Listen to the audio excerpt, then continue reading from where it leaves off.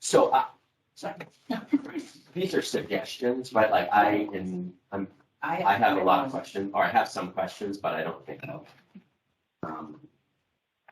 But there's no way when you get through this many questions. I sort of have a few, just based on looking at everything. I have some things I want to sort of ask about in my life, but. Yeah, okay. Good. And I think it's safe to assume that we obviously all want what's best for the town. We're probably looking for something maybe just a little different as far as strengths or within a candidate. Each of the three of us. Each of the three of us. So again, I think maybe it'd be a good idea if you ask a question, Brett, and perhaps it isn't.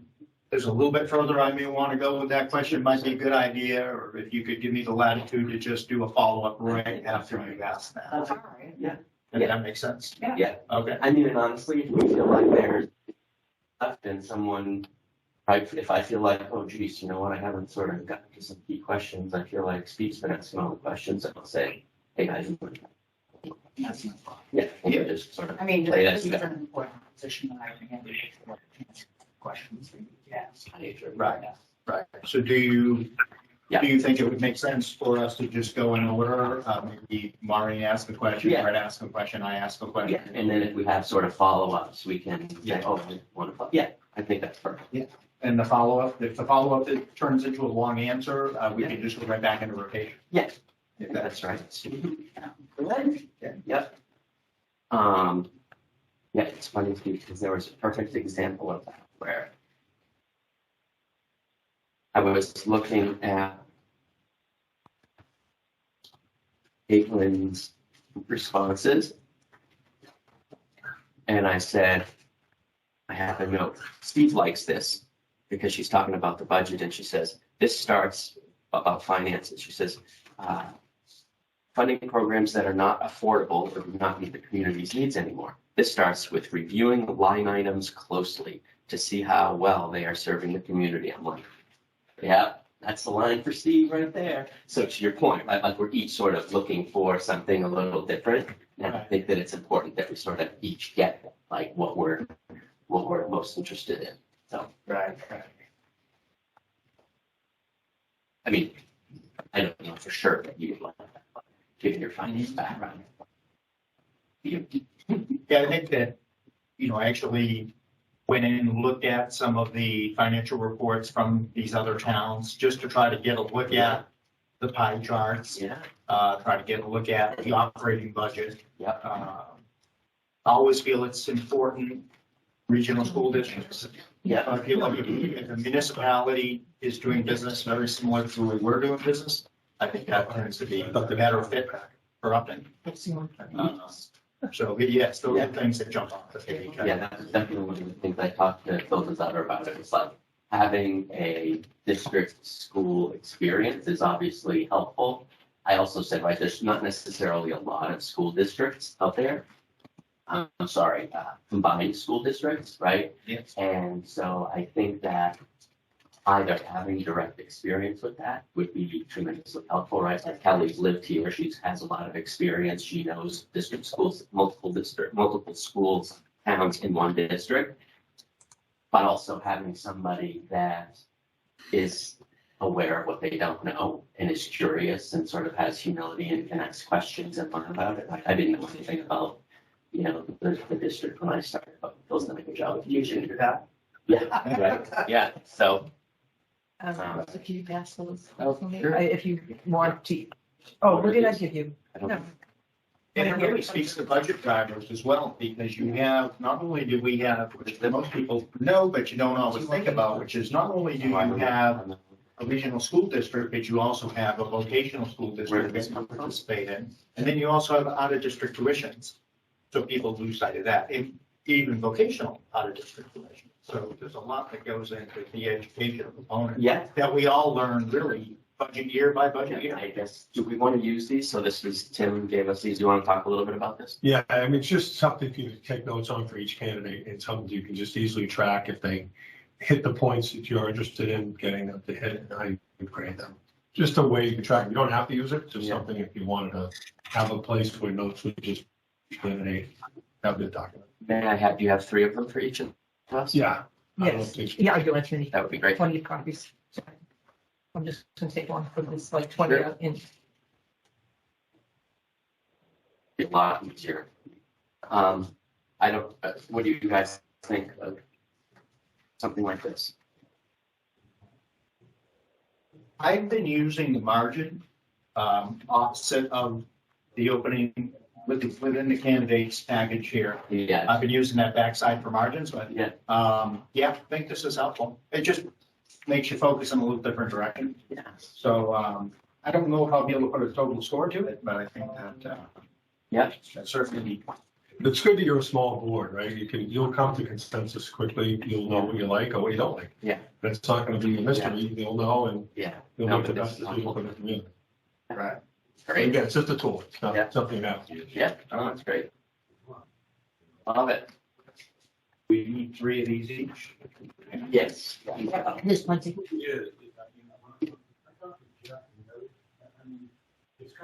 And then we think, what do you think is our target? Not saying we hold to it, but do you think our target would be something like an hour and a half interview for each candidate?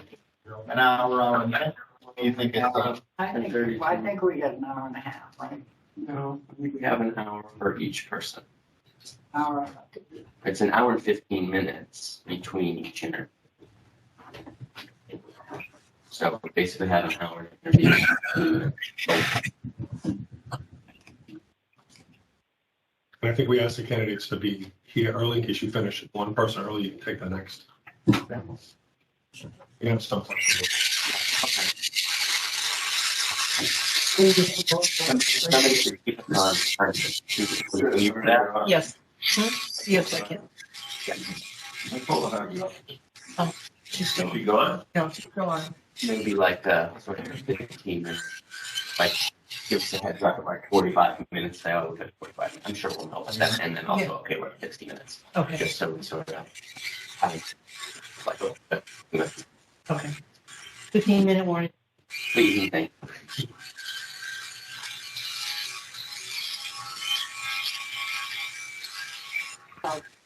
That's all you do though.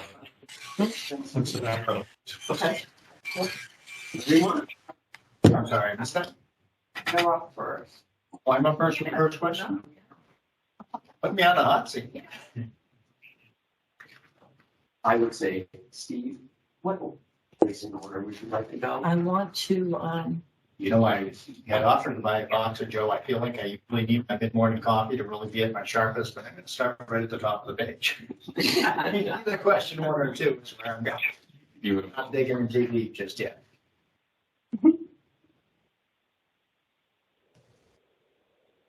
You know, 1 and 2 really, they roll together. It seems like we almost need to ask those back and forth. You know, it's funny because like, my guess is that the screening committee asked probably every one of these questions. somebody. There were a couple that were modified. Yeah. Based on feedback I got from you all through emails. Okay. Good. Although, you know, tell about yourself, your education, your work experience. We really have that right in front of us. Yeah. So it's perhaps a little redundant, so I may want to start with 2. Do you think that's a little, You go and shoving me too deep? you could start with 10 or 16 or 7. Right, like this isn't a script. This isn't a script. It's sort of like, Yeah. I looked at these as, these are questions that are options for me to ask. And there might be 2 that I'm most keenly interested in, so those are the 2 I'll ask. And there might be 5 other ones that come up because we're in the middle of a conversation that I may want to ask. But that's just my style of interviewing. Everybody's got a different style. I think 5 is kind of my hot button topic. Start with that one. Yeah, it's a little strong to start out, but Well, that's a good test. Right, it's part of what we want to do, handle pressure. Fine thing to examine.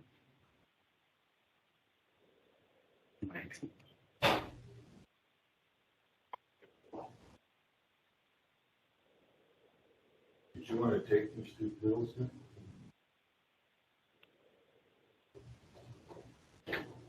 I just want to make sure this, people talking in the background. And I just want to make sure. Do you have the ability to mute people? I'm asking Kelly to make sure that we can mute all. I know there is a way. It's down by the sound, she's coming down the stairs. Okay. That's a small town when you recognize footsteps. Oh, we recognize everyone's.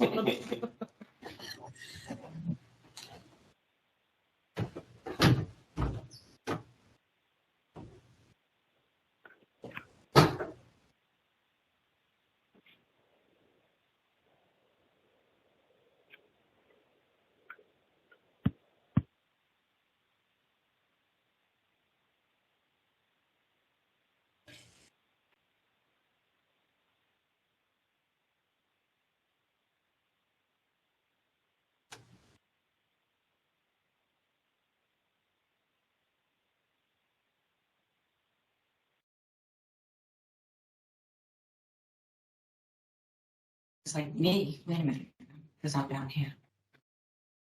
Can you do it from your screen? I can, I wasn't going to sign on, so what I will say to the board is I will sign on, I will mute my computer so I can't hear anything, so whatever happens.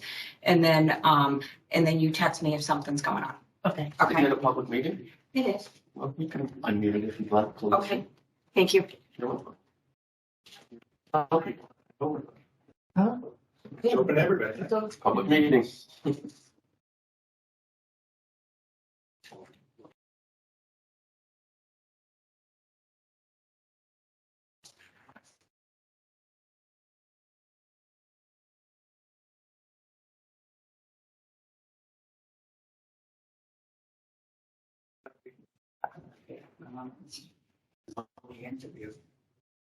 No, I wouldn't think so. We left this one. Right.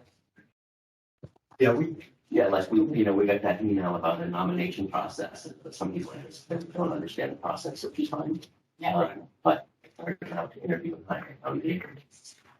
yeah, we faced this a little bit, 4 years ago, I guess, it's been, or 5 years ago, there were people that wanted to actually ask questions. Yeah.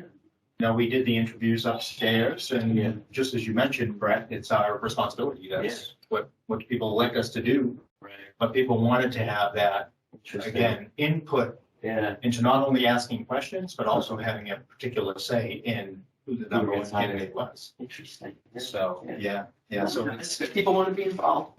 Yeah. Hopefully they'll run for selectmen someday. yeah, you can't fault them for asking. No. Then hopefully that's the push. It's their community. Yeah, it's the push they need to step forward and run. That's right.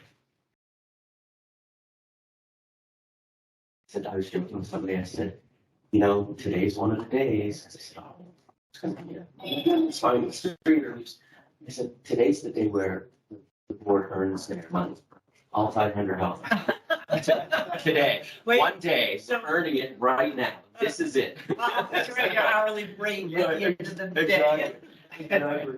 This is probably the most important thing any of us will, well, you've done it before, so I guess I it's can hold probably that do- for you. I'm good, Right, thanks. like, it's a big deal. This is It is really big. important. I never had the opportunity to do it. Yeah. Yeah. That's really weird, because when I was upstairs, I couldn't see And, this. obviously, You can you see set yourself up the as we have. You set yourself up to Can't this. see. No matter what order we ran, but order we Maybe.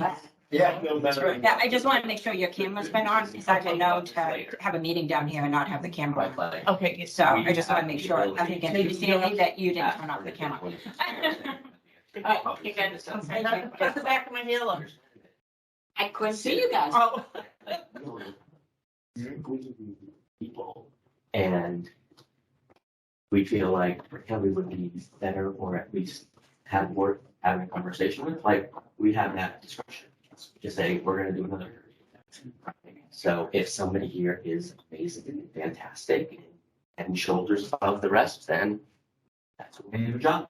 Right, like that's, so I think that, it's great for people to be passionate, and I think it's a testament to how, respected and appreciated and recognized Ellie is for all of her work and what she does here. So I hope people know that she is me, considering I sat down with her yesterday and had just that conversation. I'm like, Ellie, you've got to know, no matter what, whoever these finalists are, like, you're, right, you gotta go through the process and, you know, we know her. So even if she's not here, she's part of what's in our minds, given that we have that flexibility. So hopefully that reassured her a little bit. We'll see how it goes. And same with this, right? If there was something that, let's say we were a little stuck Yeah. between two people, Yeah. you could always bring people back for a final Totally. interview, And so- right? So you do have that, we have that Yes. additional Yeah. latitude. Right, right. Hey, we've got two of these three that are really close. We want to explore a little bit more nuance or a little more specificity or can do that. details. We can do that too. Totally. Yeah. Totally. And I think it's important for people to recognize that. It's not, we have that flexibility. Yes. Right. So important. And it's like I also said, like, and I said this to several people, right? Like, from my perspective, right, like Kelly's experience in town, like, is like a +10. Yeah. Right? And so it doesn't hurt in any way, in my opinion, it just helps. That's right. And so what that's balanced against is she doesn't have any out-of-town experience. All these candidates bring out-of-town experience. So there's a benefit to each of those things, right? Clearly, 20 years of experience in Upton is +10. That's a great experience and it helps. Out-of-town experience is a plus whatever, depending on what their out-of-town experience is. If it's +10, then they're an equal playing field. If it's +20, because they've done amazing things, then it's this. If it's, geez, they really haven't done that much, then they're down here. And I think that it's not just all, I mean, it's the same thing with the degrees and the master's degrees, right? Like, there's no way that we're considering somebody only because of the degree or not considering somebody only because of the degree. Like, that's ludicrous to think that that would be the case. Right. Right? It's just silly, right? Like, it's just not reality. It's not how any of us would operate. It's not how anybody in the professional world operates. It's right. It's a criteria. It's something you evaluate. Right. But it's not like, oh, you've got a master's, you don't. We're going to hire you because of the master's. If everything else is equal, then maybe the degree helps. But very rarely is everything else truly equal. Right. It's relevancy, right? It's the relevancy of the degree. You got it. And then, right, I always look at it as somebody invested in themselves. That's right. It's hard to disregard it. That's what I always look at. It's hard to totally disregard. And I know people will say, you don't have to, and that's true. Doesn't mean anything. I don't- That means something. I don't use my degree to do 95% of what I do on a weekly basis, you know? I don't use it, right?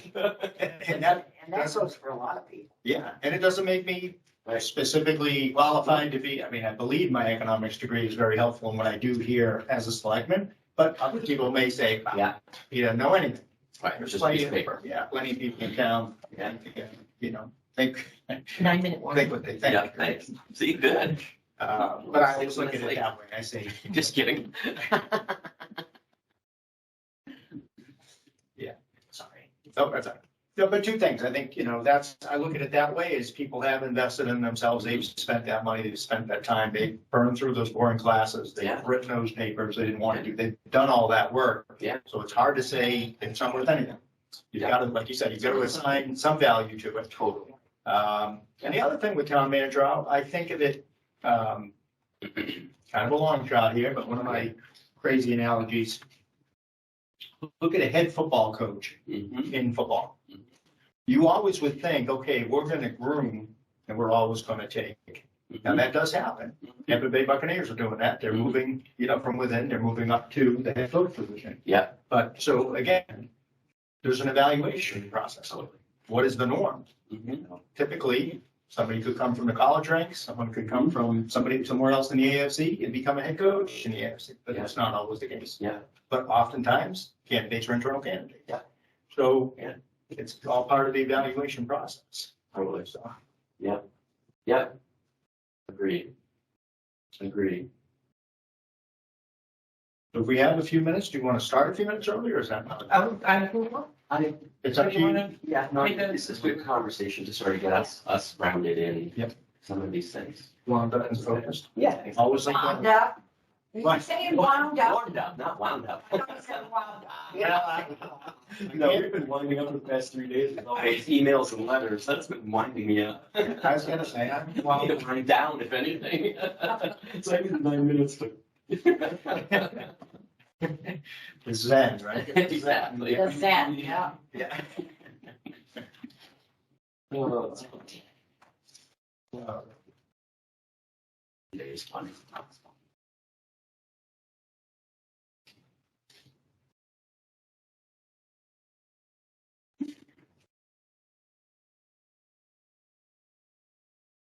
What do we have, 6 that was through out of 10? So, 31 was We the started- total. 31 applicants. Yeah, And we have 10. and then 31 submitted resumes and cover letters. Correct. And was it the 10 that were asked to do the essay questions and come in for interviews? And then. Well, you did we read first. Yeah. And then from the reading of the submittals, then we selected, then they selected. I see. Okay, so the 10 submitted the essays, then you read the essays, then you winnowed down from there to a subset to do the interviews. And a couple of the folks for the interviews opted to not interview, but there was that course that you did interview. Yeah. Got it. Got it. How many people did you end up doing interviews for? Did they do 4? They did, I missed 1, Yeah, and I missed Ryan's, right? yes, 28. yes, 5? yes. Okay. Got it. Ryan Farrar, so he's the first person. Mhm. There were 5 candidates that were selected. I thought there were 4. But one withdrew, the That fifth were one. interviewed? Yes, So there I'm was sorry. only 4. Got it. Yeah. So there's I'm five- I'm looking at the schedule in my head. Right. There were 5 selected to interview. There were 6. There were And 6. 2 withdrew. 6, and 2 withdrew. yes. Yes. Yes. 'Cause we have, And they have the positions. yes, yes. Yeah, got it. Because it was 2 and 9. It was Yeah. supposed to be, that's where we're looking at, 2. So 4 made it to the interview. I got it. And then these are the top 3. What were the votes of the committee? Was it all unanimous? Was there sort of majority action votes? Do you know? They're all majority. All for the- majority. For the 3 candidates. No, all unanimous, right, Yeah. unanimous. Well, you had 1 resign, Bob resigned, but it was all 4 yeses for all 3 candidates. Okay, got it. As the top, so the top 3 were all unanimous from the search committee. Yeah. All 4 candidates that the interview were unanimous decisions. To be interviewed. But to submit to the Board of Selectmen, The 3 that were selected were Yeah. unanimous. I understand. I got it. it's just that first step. It's unanimous to do 4. Yeah, Yeah. and then unanimous to submit the 3, to send the 3 on. Okay. I know Scott's letter covered that amount, I don't remember. I don't know if he covered the process. No. Oh, that's honest. That's good. I think it talked about the tearing down process. Since we have a. I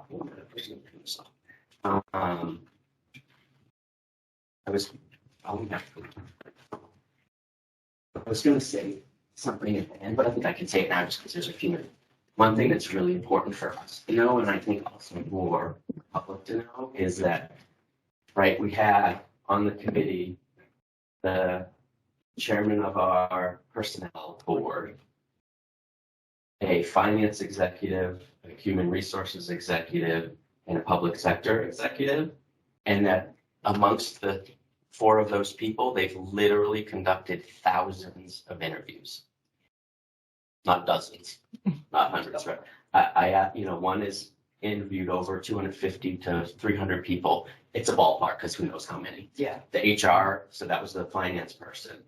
The public sector person has done dozens and dozens of interviews and several for executive director positions, so senior leadership positions. And then the HR executive, Unlimited. she literally said, I have no idea, thousands of interviews. So like they're experts at interviewing, assessing, screening, reviewing, asking probing questions, and understanding the candidates, their written qualifications, their resumes, how they articulate messages, what their sort of profiles are, their backgrounds, and really sort of digging into that. So it's just important that folks recognize that, because certainly in some of the letters we got, there was some concern, or at least perceived concern, about the process and the screening committee, and are they making the right decisions or the wrong decisions with who they're putting forward. And it's important to recognize that no system is perfect, but when you've got a group of leaders and community members that are objective and unbiased, that have conducted thousands of interviews, it's a pretty good process, right? Yes. So it certainly makes me feel like that there's an obligation to respect that to some degree. Again, right, we're the board, we're the ultimate decision makers, but it's worth people knowing, where these folks have come from. Absolutely. Right. And an interesting composition too, if I can just kind of follow up with that. You've got an interesting composition, because I believe we have 2 members of that committee that are, I would say, lifelong residents of town. Mhm. Or I shouldn't say that, longtime residents of town, Yeah. right? We had some newer residents to town.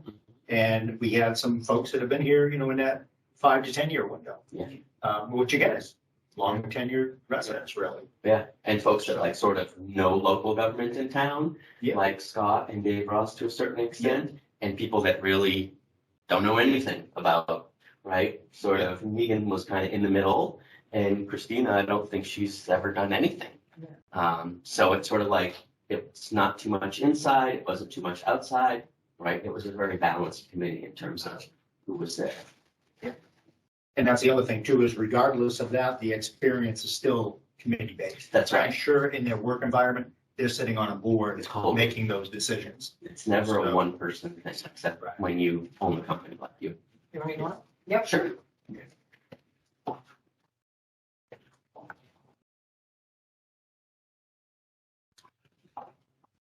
I'm actually going to co-join 1 and 2.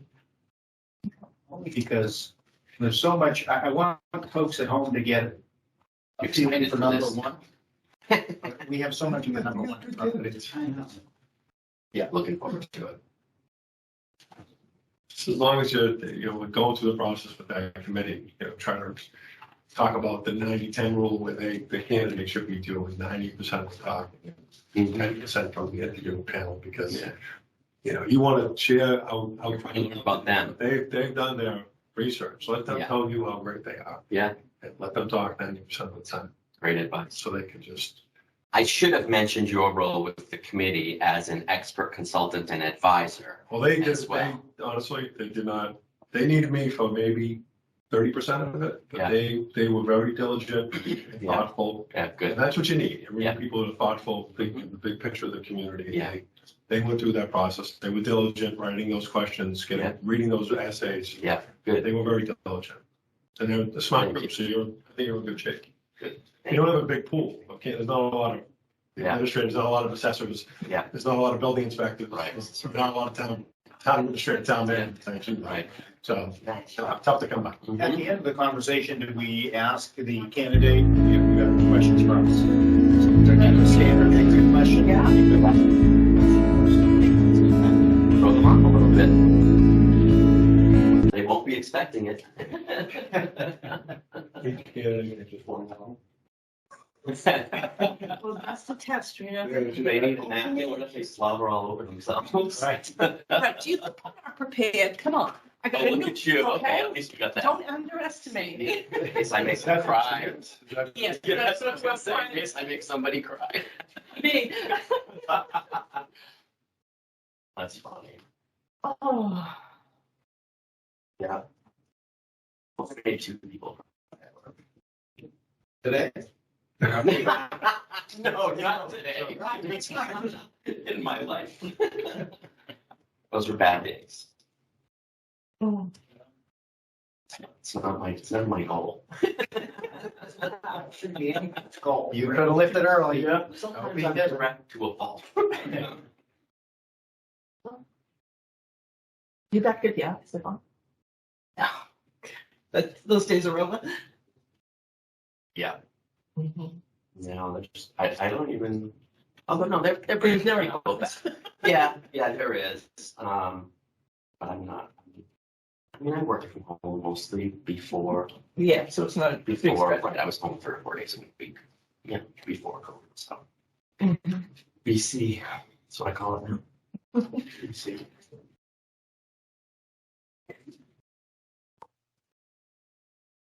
Come on in. Okay, good. Where do you want me? Over here? I'm getting- You get the middle. one seat. You get the middle seat. Okay. Only one All left. right, all right, hi, I'm Brad Warner. How are you? Pretty good, pretty well. I'm Steve Natale. Steve, nice to meet you. Meet you. I'm Maureen, nice to meet you. Thank you for How coming. you doing? Brett Simon. I'm Brett, nice to meet you. Nice to meet you too. Thanks, everybody without masks, so that's, I think I know you. That's all right. Nice to meet you in person. You sure? All right. All right. Sure. So I'll begin. Okay. Please tell us about yourself, your education, and your work experience, and what any past employers would say about you. Sure, okay. Maybe say a little bit of my personal life. I'm married. I've got a now 15-year-old who just had his birthday, and 12-year-old. So very busy, tracking him from baseball game to baseball game. So, family life is a very important part of who I am, and what's important about what I'm all about. In terms of my professional life, I can tell you that I have my master's degree in public administration from George Washington University. There was a time that I thought, well, maybe I wanted to work in federal government, but realized after some time actually doing that there's too much of a distance from actually seeing the things that you're going to get done and how I really wouldn't be able to see much of that. I really wanted to be closer to that. And so I moved back home to Massachusetts. My first job back here in Massachusetts was working for the MWRA Advisory Board. It's a fiscal watchdog for the 60 cities and towns of the MWRA. We essentially met regularly with those communities and explaining about all of the large-scale water and sewer projects that were going on. So we learned a lot about budgets, a lot about civil engineering. So you're dealing a lot with people who are explaining large scale projects to you and being able to then take that information and then translate it in a productive way to member communities. So that was really my first interaction with dealing with municipalities and dealing with mainly DPW directors, town administrators who were involved heavily with that group. So I think something that could be useful to you in that instance is, we obviously have a water and sewer department here. So there's a lot of the concepts that I've been introduced to in that time. If you say inflow and infiltration to me, I'm going to know what that is. And clearly, you're, I think as I understand, you're going to be putting about $2.6 million in ARPA funding toward your water and sewer plan. So, which I feel I have a lot of comfort with, large scale capital projects and being able to implement them. So that's sort of where I started. There I went to work for City Newton, and there I was the chief of budget and finance for the Newton Department of Public Works. So that allowed me to become more familiar with sort of nuts and bolts side of things with DPW. So seeing more on the stormwater side of things, the forgotten third utility that we often have to pay for, but don't necessarily have the resources to support. So snow and ice, roads, a lot of familiarity with that, and being able to sort of be there on the front end side of things and seeing that. Was also in charge of putting together our payroll, accounts payable, putting together our capital budget and operating budget. One of the things that I'm particularly proud of in my time in Newton was putting together a 10-year capital plan. Well, that 10-year capital plan was a 10-year operating plan for the community. There was a lot of interest at that time by the mayor of wanting to put forward an operating budget that could also provide for sufficient funding for what their capital needs were. In Newton, they had a number of water lines that were close to 100 years old, a lot of lead lines, which they had to get out. But the issue they had is to say they recognized the needs, but didn't know how they would be able to afford it. So I did some budget modeling and put that together for them.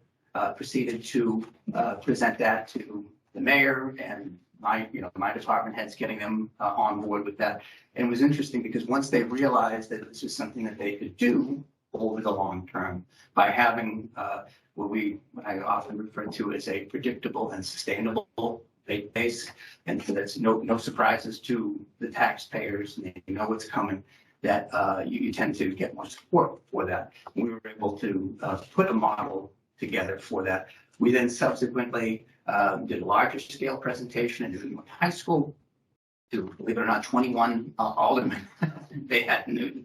So it was a lot to present all of that and give the full, the full picture of everything that we were looking to do. And they supported that. And to my knowledge, they are still following that model to today. So that's was a really good outcome for the community to be able to do that. From that, I moved over to the town of Middleton, where I was their first assistant town administrator. So that was sort of an interesting thing in that you're kind of coming up with something that no one's ever really done before. So I had a great mentor at that time, and still friendly with him today. And we were able to he was really supportive about getting me involved with all facets of town government. There's some ATAs who, have a focus in HR or maybe have a focus on budget, but for me, I had responsibilities on all of those levels. So I had HR responsibilities, put together the operating capital budgets, and was very heavily involved with getting town meeting together and all the logistics associated with that. I think the thing that could be useful here is that it was really got my feet wet with putting together operating capital budgets, putting those together, and obviously that's a critical part of what you're going to be doing here. So from there, I went to Boxborough and became the town administrator. So again, all facets of town government, personnel, budgets, procurement. I have my MCPPO, which is an important thing for any of the purchasing that you're going to be doing in the community. Looks like most of that goes to the town manager's office, so I think that would be a handy thing for you. And I think in that instance, really, that was the first time where all the reins that I had for putting together the warrant, getting the town meeting fully organized. And we also had to do that during COVID, so we had to. We ended up having town meeting inside a hotel conference space. I think it was like 12,000 square feet. So coordinating with the hotel, getting all those pieces. I'm sure you had to do the same thing. I think you had one of your town meetings in a football field. So it's really being able to be flexible and scramble from that and make that happen. So. And from then, I was took a job in the town of Wenham, so a little bit shorter period of time, but was able to put forward the proposed capital and current expense budgets there. Another thing I think might be useful for you here is that one of the things that was emphasized in the essay was that you're a community that's right up against your tax levy. Commercial growth is something that you're looking for, but it has to be the right type of commercial growth and the right type of development that you're looking for. Understand that completely. So I've been in communities where we really don't have that kind of flexibility. So one of the things that I was able to do in Wenham was to work with the town manager of our neighboring community of Hamilton to provide for a consolidation of our council on aging and our assessor's office and find some economies of scale there in that regard. So I think that's something that we're always looking on. Consolidation and regionalization is by no means panacea. It has to be right for each community if they're going to participate, but I think that's something else that I can help out on. And what would past employers say about me, I guess? So I think that, I think they'd say, hardworking, not 50+ hour weeks. It's not anything I'm uncomfortable with or is unaccustomed in that sense. I think they'd say that I'm also a good mentor. I've developed, I'm particularly proud of my time in Foxborough, developing a great finance team that we were able to pull together and bring in the right people over time. And what was risky there is you have department heads, departments of one in essence. It's really critical that everybody work together in concert to get the job done. Sometimes it takes a little time. trying to get the right people in the right mix, but in terms of trying to teach them and understand from everybody what we were working toward.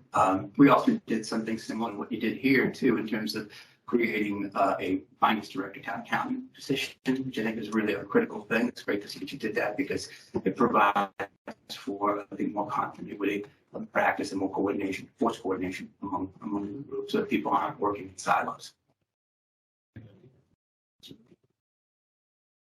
Okay. Sure. You talked about your tenure at some of these towns, so you have a lot of experience as a town administrator and a lot of experience doing this. Clearly, that's evident. So a couple of quick questions, and then sort of my real question. So, how long was the commute to Wenham? Sure, it's actually about the same as it is here. So, right, it's the same sort of thing. So, and I was saying to Sandra, she asked me about the ride in. Well, it's all reverse commute, which is nice. Except this is a little bit more highway, so which is even better. So, no, it's very, very similar. Yeah. How long is it? About 42 minutes. 42. Into Boxford? Boxborough was about 27 minutes. Yeah. At least from Google reminder. Yeah. So so a little bit of a ride isn't anything on a cut. Yeah. And then Middleton was 35. 35. So not too bad. Why is it that I can remember every commute like that to the minute? That's a strange thing. Steve likes that. Yeah. I'm gonna ask you what rough numbers you use. It's just one of those things you do so often that you're reminded. Well, in this day and age, the maps help you a lot too, just in terms of giving you that time. That's phenomenal. So, my question is about the longevity at each of these places, right? So, 6 years is pretty standard. 3 years in Boxborough is a little on the shorter side for these types of roles, but fine. And then 18 months in Wenham. So can you talk me through Boxborough and Wenham and those experiences and what those transitions look like? Sure. So in the case of Boxborough, had a 3-year contract. We were getting to the end of that 3-year contract, and they wanted to extend me. We started negotiations, and so it was just a matter for us that we just couldn't come to terms for an agreement on the next contract. So I had a good experience there, but it was also, just if you couldn't reach the next agreement and I couldn't get certain assurances, then it's fine, that's okay. It's time to move on. Mm-hmm. In terms of the next step for Wenham, so I knew coming into that, I had some concerns about what was going on in the community, but thought, my intention was to come in and try to bring stability. That's what I try to do everywhere where I go.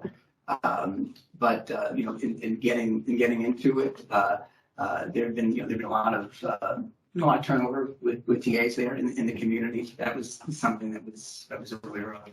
The person who essentially functioned as my assistant town administrator also was up for the TA position at the time, didn't get it, and then 2 months into my time there, gave her notice. So that created a bit of a gap. And then finally, we were also dealing with the fact that we had a sexual harassment claim made by one of our employees against a member of our select board. So that was another issue. So, as I said, my hope was to bring stability and capacity to the community, and unfortunately, it just did not work out. So the thing I tell the board, because these are the questions that I know you're going to ask. So I think I should tell you that in terms of my experience in Wenham, I don't think that there's anything there that should cause you any pause whatsoever in terms of appointing me as your next town manager. It's a matter of public record that we parted ways mutually and without cause. So, in the end, it's just something that it didn't work out. But, I tell you though, with, what I can say about it is that, I've had some time to be able to reflect on it and what worked and, what didn't work and what I might have a chance to try to do something different if given the opportunity again.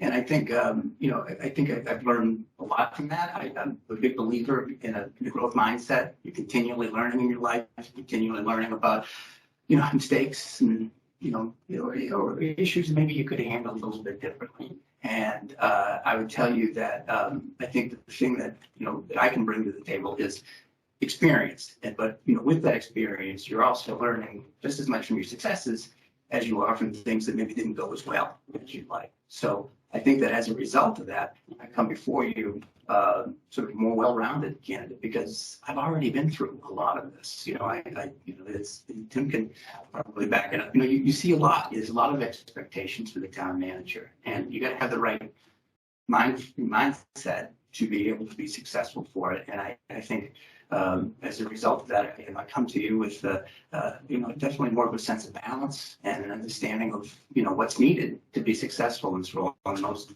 importantly, to serve you as my board to be able to get done what you want to get done. Thank you. Sure. Helpful. Could you describe the approach you would take to address the desires of members of the community to keep it like it is, as well as those in the community who want to see some new ideas, innovations, businesses, which may change the nature of the community, but expand the tax base? Sure. What steps would you take to address all these effectively in the best interest of the town? Okay. Well, it's interesting. I had the opportunity to reach out to Chief Bradley, ask him a little bit about the community, and his comment on that is like, well, we're open-minded to change, but it's got to be slow change, right? And so, people are typically afraid of change and what that'll mean, and certainly I can understand that. There's a lot of things that I see and that are kind of coming down the pathway for you.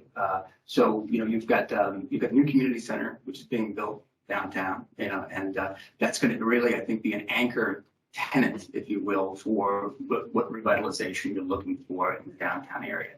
That's exciting. You've got the new roadway project that's coming in there, and that's going to help things. So I think you're getting ready for something that's going to really allow for planting the seeds that are going to allow for extraordinary change, to your point.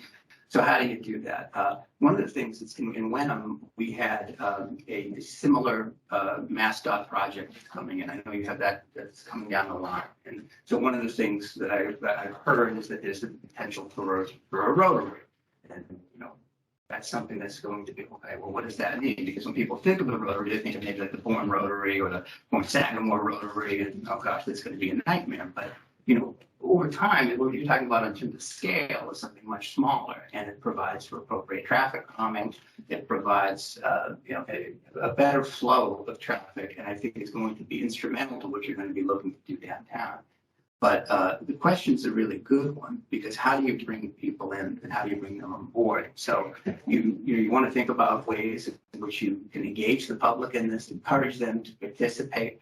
I noticed on the website that you've got Twitter, the town's got Twitter and connection to cable for YouTube, but maybe some other things. You want to be probably looking at maybe an Instagram account or a Facebook account that you can put forward. You need to meet people where they're at. You need to bring those people who've got different ideas. You always have the old school aspect and the new school aspect. People who are newer in town. How do you bring them together? And then you really have to invite them into the process and bring them into that effort.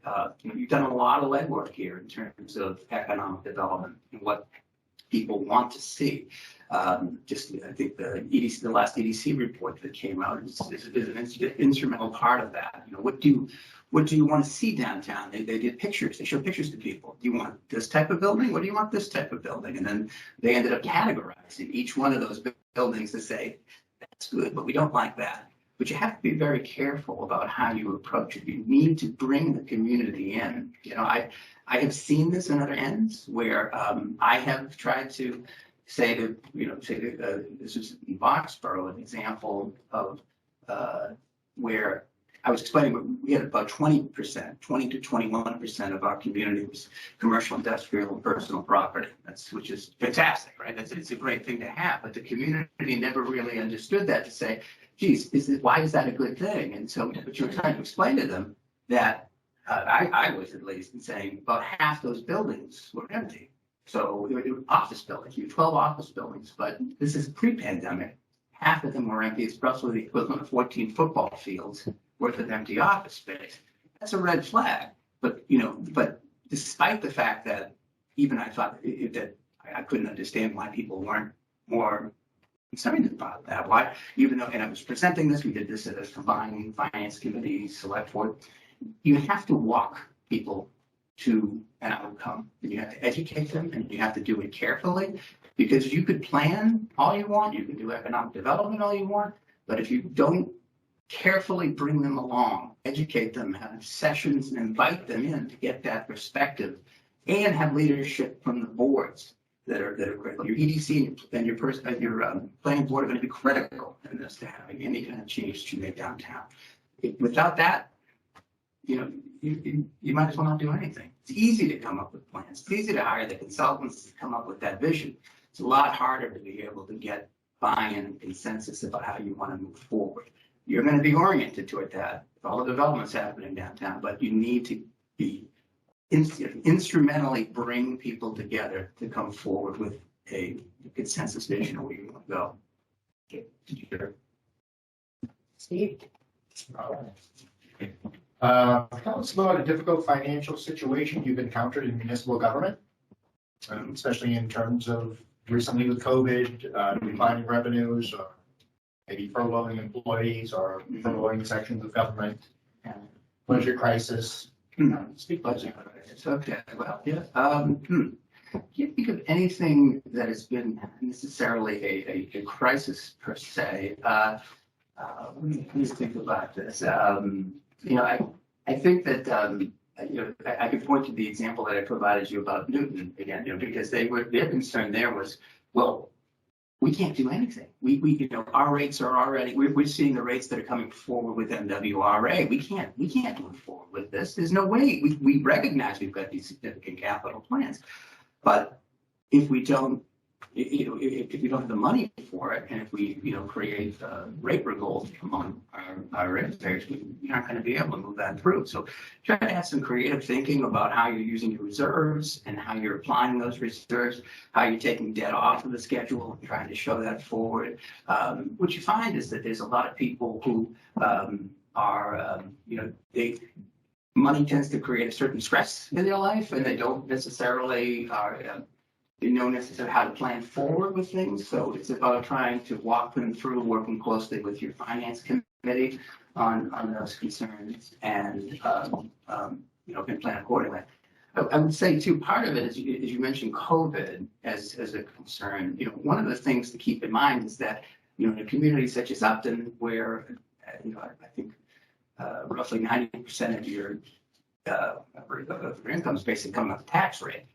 That's still going to be very solid. So there are a lot of communities that really panicked off of that and didn't necessarily understand it. Say like, well, if someone owns their house today, 6 months from now, as we get into COVID, they're still likely going to be able to do that. It's not going to create financial turmoil. So part of that is also trying to partner with your select board and your finance committee to make sure that they understand that this isn't necessarily, it's a problem. We know that there's going to be certain revenues that are going to be lost, especially if you're in a setting where you've got hotel revenue, restaurant revenue, things like that.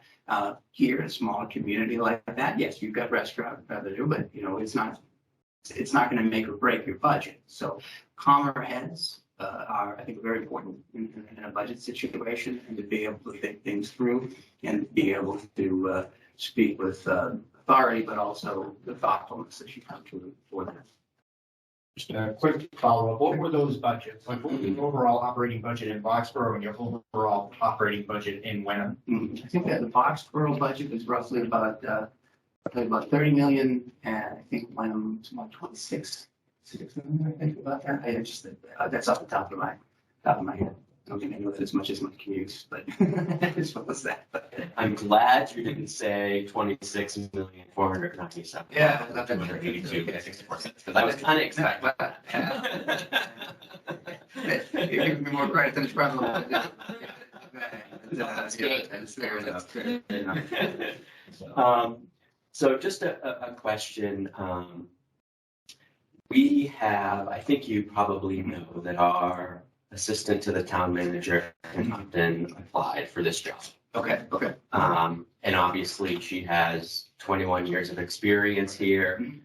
She's supported, we've gotten several letters from folks in the community. Right. A letter from folks in town hall expressing their support.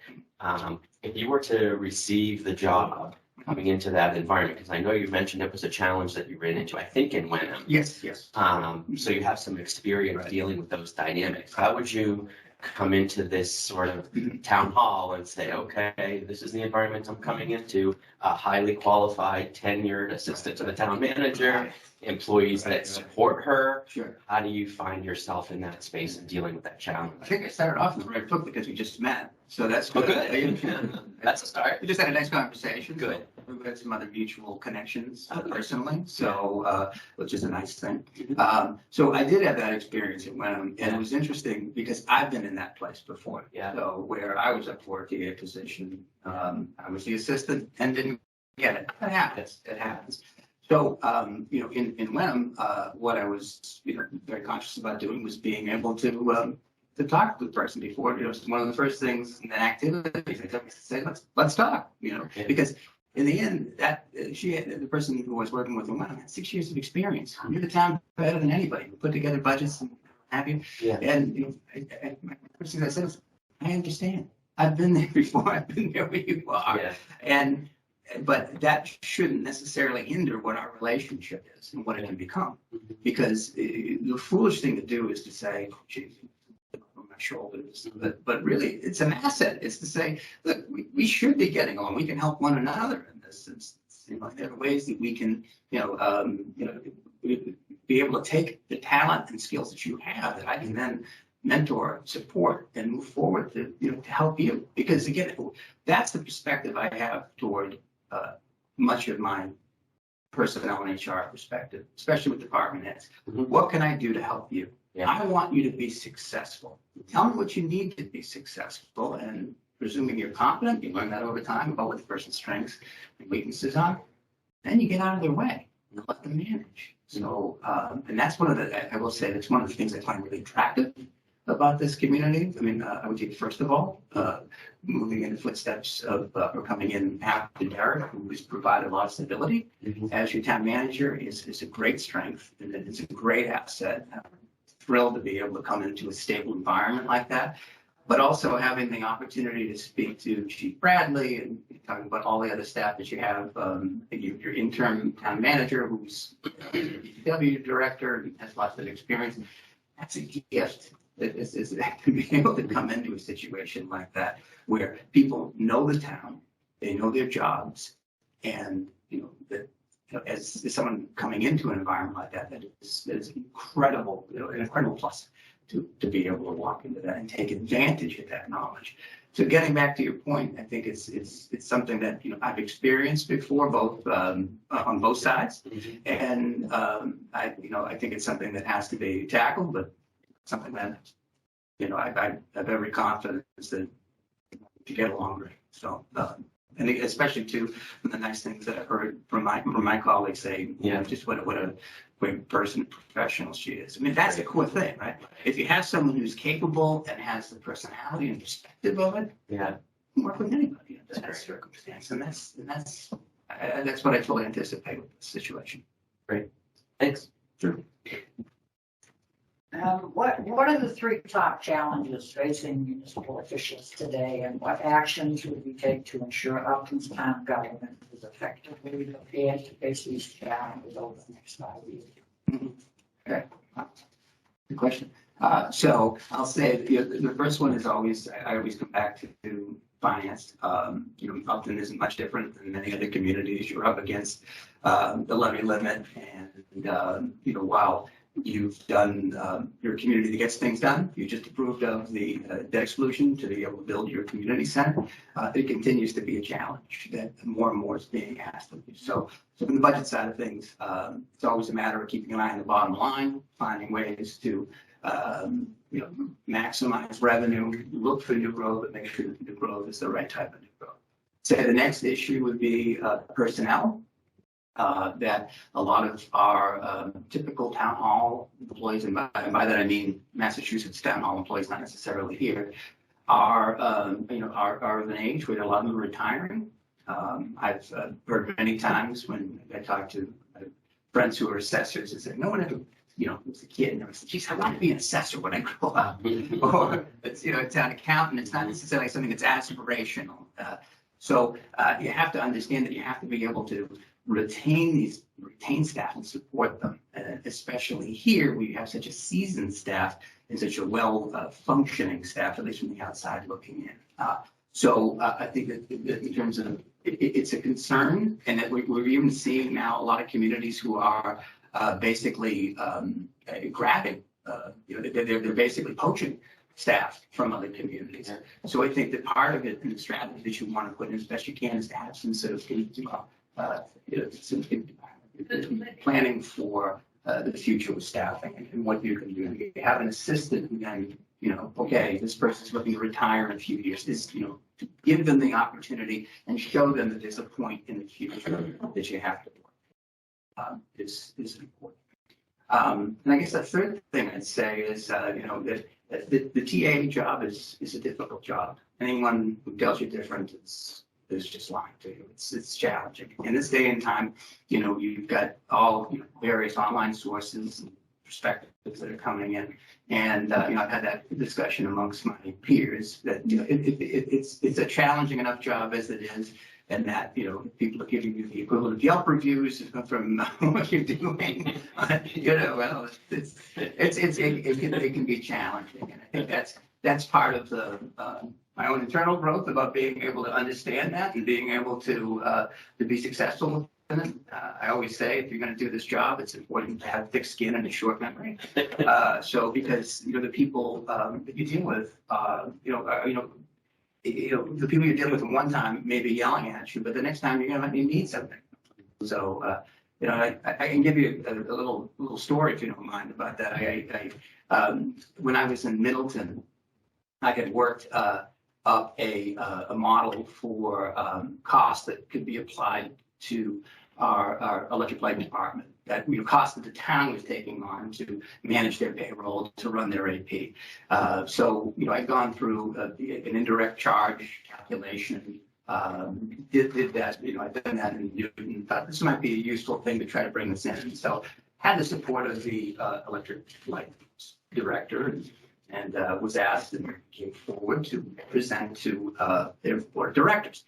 So okay, this is fine. This is kind of nuts and bolts kind of thing. There are clearly costs that the town is taking on to provide this. So finished my presentation to the board, and the executive director, who I thought at that point was supportive, came to me and said, well, I have this piece of paper here from my attorney that says we don't have to pay any of these costs at all. So why are we even having this conversation? And I was basically sandbagged in front of this group. I had no idea that he was going to do this. And so I said, well, that's what the attorney says, but I had to basically kind of gather my things and, work my way out the door. So certainly, not anything that I wanted to have happen, necessarily anticipated. But over time, I still worked that relationship. I still kept on moving on that and said, okay, we still need to work together. We still need to find ways through this.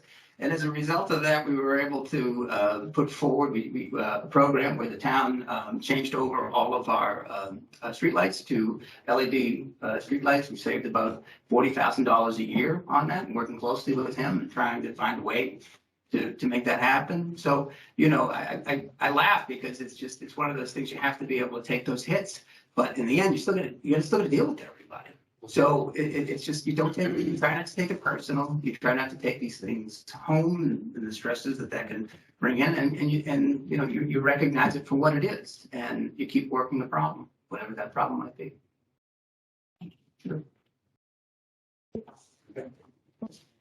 Talk to us about economic development and ideas on growing the commercial tax base.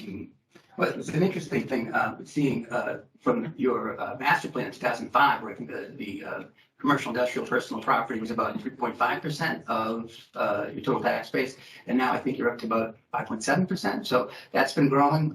CIP has even been growing over the past few years. So you're seeing a slow increase in that vis-a-vis your residential property tax. So clearly this is, it's a community that's open-minded to that. But I think the message that I understand is that it's got to be the right type of development. Looking at the master plan, certainly what they had talked about here was to make sure that whatever the development that you bring forward is consistent with the character of the community.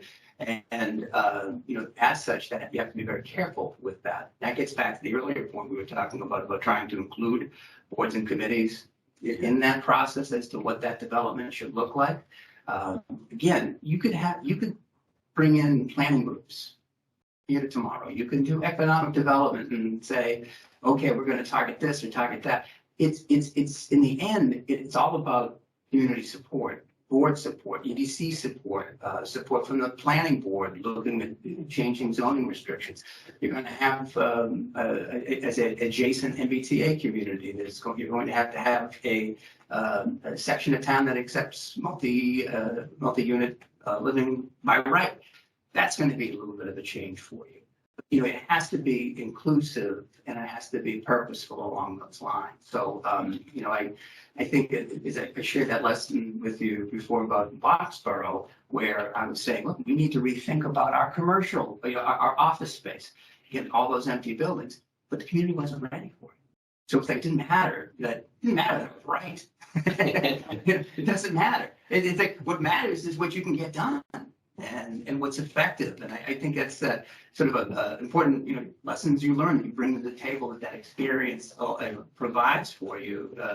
That's certainly something I learned, because if you're dragging someone to it, as opposed to getting boards and committees to be understanding these are the things we need to focus on. So you're going to be, I think at the town meeting, you're surplusing the GAR property. So that's going to be another element. Like, what does that mean? What does that open things up to? Catholic Church that's there. There are a lot of questions that have to be answered, but again, it has to be community and board based to be successful. Tell me a little bit about how OPEB was managed in Boxborough and Wenham. It's something that continually comes up in this community. I'm not sure how it comes up or rears its head in other communities, but I'd love to hear a little bit about if and how that was part of the conversation and in any place you've worked previously. Right. So OPEB is a part of a conversation in every municipality, since this is created about 10 years ago is an issue. It is an issue, and in terms of how the other communities have presented it, when they've been able to set aside enough free cash to be able to do this. Usually they've been on a regular funding schedule. Like I think Boxborough, we're putting like 100,000 aside every year toward that. And I think Wenham was probably more like 50,000 or so, provided that they had that additional money. I would say that OPEB is, in my mind, is more of an accounting concern. It's not to say that it's not a real issue, but I think the thing you need to remember is that we're paying for OPEB now, today. So every municipality is. So what that means is that every year, when you've got your 2% that you're growing every year, that also means that you're paying for your OPEB. It's just that this liability that lies 20 years, whatever the schedule might say out there, you already have that in your base budget. So so as an accounting aspect, to say and recognize it as an obligation, yes, it's an obligation. It's not an issue. So we understand it's there, but to say that it's something that's going to bring the community to its knees, I've always found it to be a curious thing, because people have talked about this to say, this is when Armageddon will occur. And to me, it's about, if we're already budgeting for it, why is it, and the monies are already there and consistently growing with all of our other costs. Mhm. we're already accounting for it now. So, I mean, yes, does it mean that there's a cost for it 15, 20 years down the road? Should we be saving and setting money aside? Absolutely. But is it Armageddon? No, it's not. So Yeah. it's just another challenge that we have in managing things. That's all. Right. Reminds me when at a federal level they say, oh, Social Security is going to be bankrupt in 50 years. It's like, yeah, but we're also, how much money are we putting into Social Security every Right. year? Right. A lot. I think that's probably a good example. On paper, yes, but Yeah. can you politically? Yeah. Can you think about what that would mean if people stop getting their Social Security checks? It'll never happen.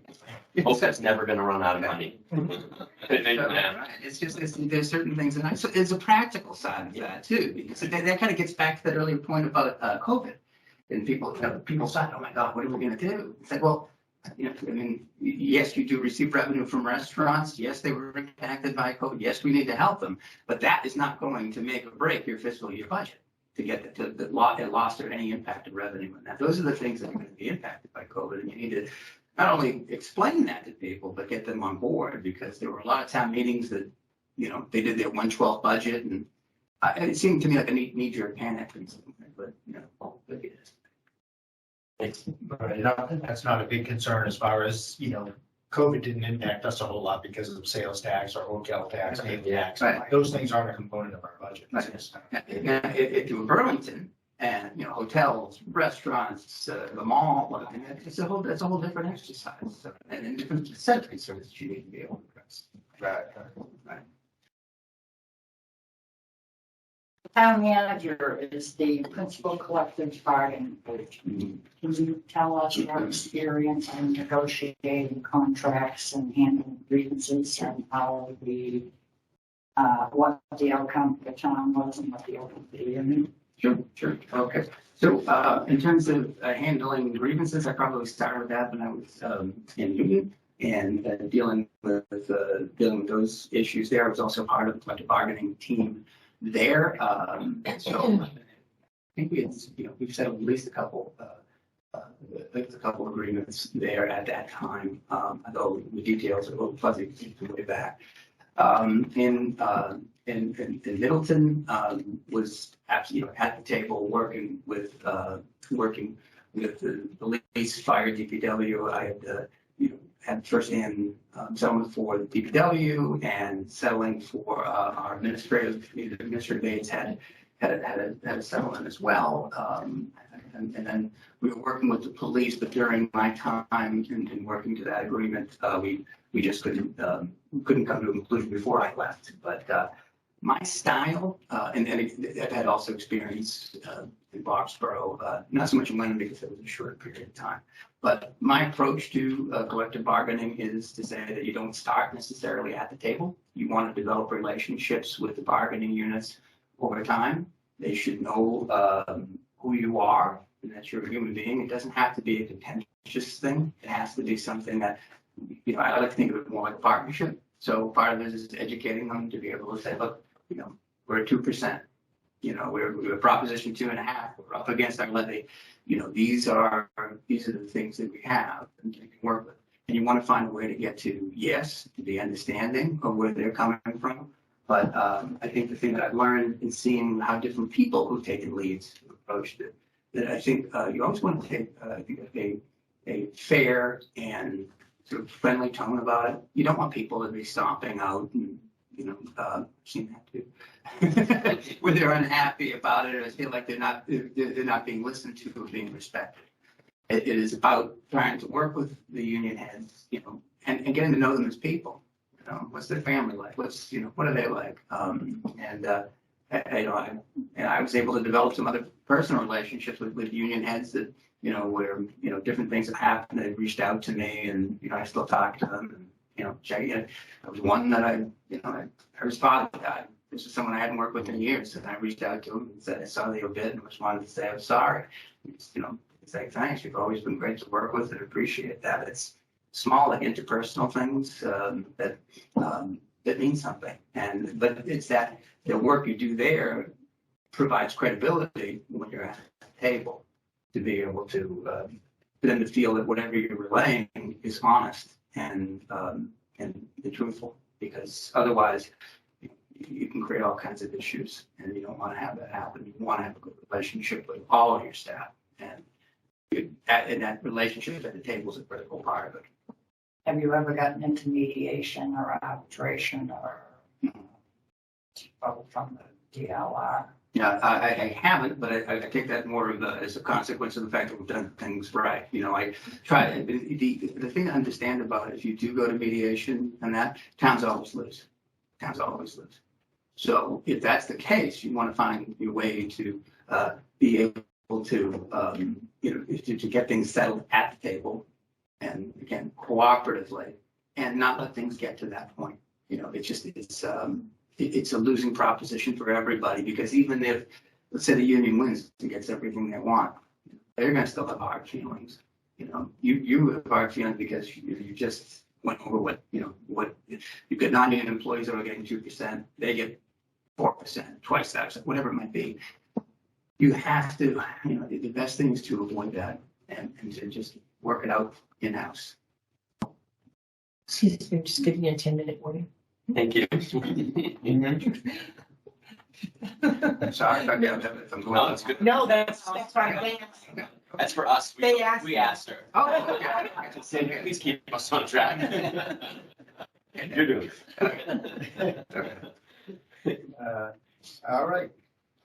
Please tell us about a personnel matter that was challenging for you. What was the outcome, and what would you have done differently, if anything?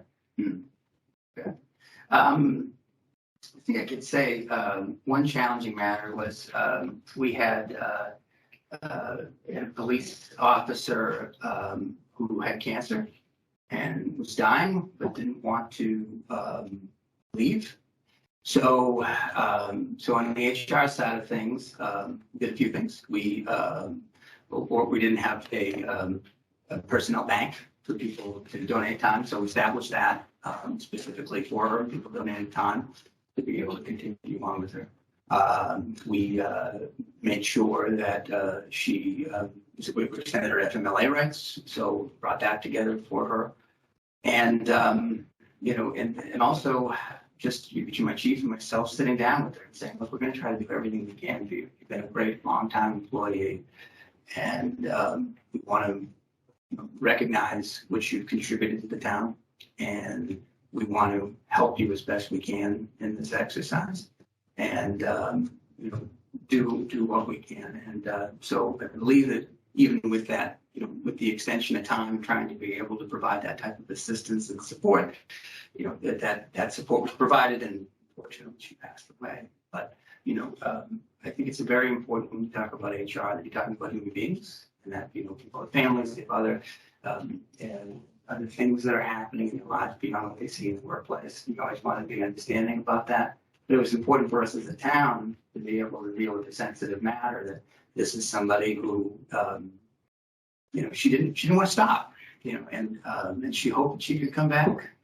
But, you know, I sort of understood that she couldn't. And you know, my approach to it and trying the things, the contingencies we had, and this was also a resident too, who lived in town. So you always want to be able to, you know, it's probably extending more courtesy and you know, and care to them, as if it were just some sort of corporate structure where this is just a drone coming in. It's not a drone. It's a human being. It's a human being that's, you know, that's suffering. So I think, you know, the outcome of it was, I think it's unfortunate that she passed away, but we wanted to try to deal with her in a way that demonstrated the community care, and we did. You know, she was great. She's a great employee. You know, it's an unfortunate circumstance, but do what you can for them. That's it. That's definitely a tough situation. Yeah.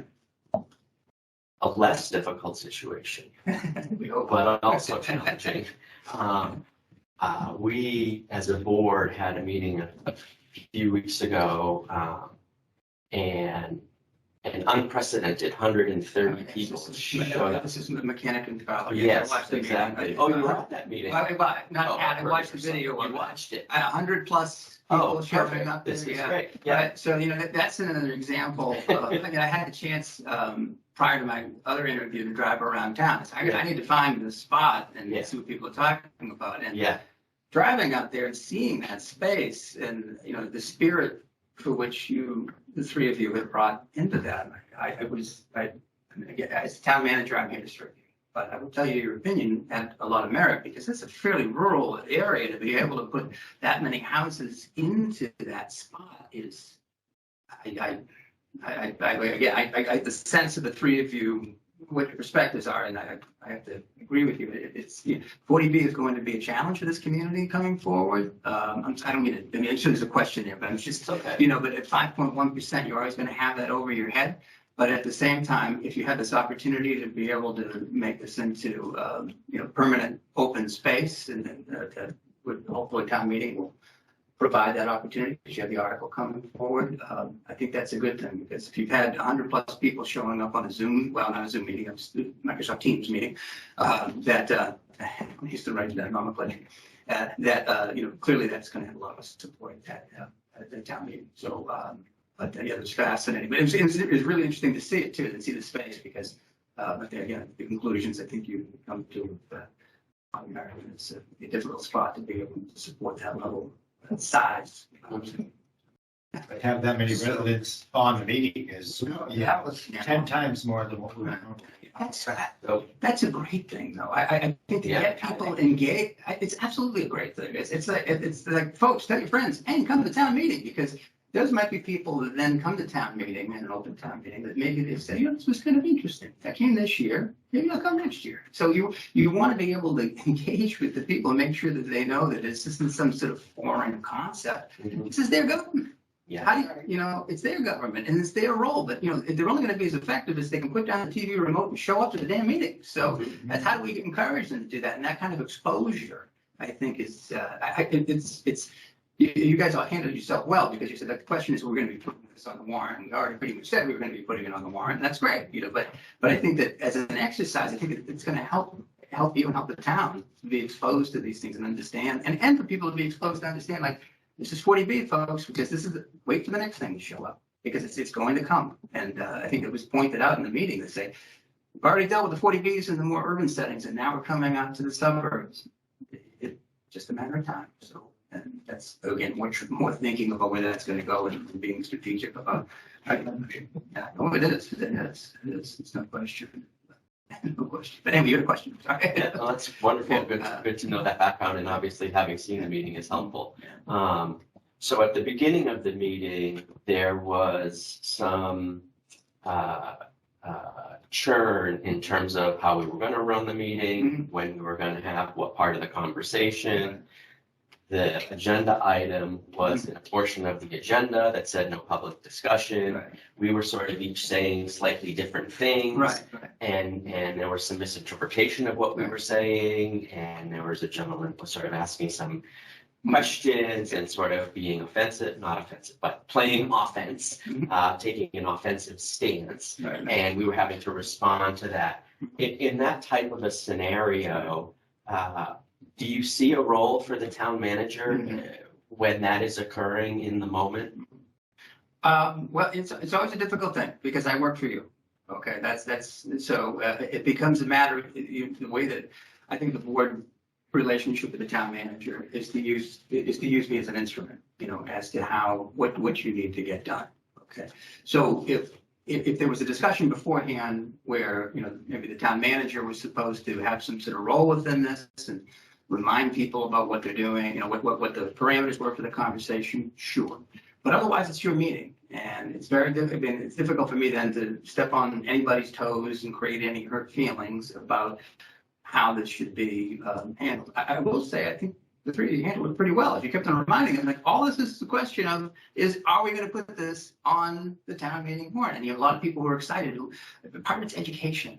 Part of it's education because you kept on reminding them to say, we're not going to, this isn't town meeting floor. You want to debate this, bring it to town meeting. But these are a lot of people who have very good reasons as to why they're coming to the meeting, why they want to be heard. And that's fine. And I think to some extent you had to have that happen. You had to have part of that conversation happen, move that forward and, you know, allow that to germinate. You can't have 100+ people on it and not let them talk. So, you know, I think you handled it well. I think if you came to me beforehand and you said, all right, Ryan, your job in this is to do X, I'll do X. that's fine. But otherwise to jump in and, you know, it can be awkward, especially too on, you know, on Zoom, on Teams, and, you know, in trying to do this on the fly. And so again, if you told me you wanted to handle a certain way, okay, that's it. That's what the game plan is. But if in this instance where it is complex and it's changing, and I saw that meeting was changing by the minute, and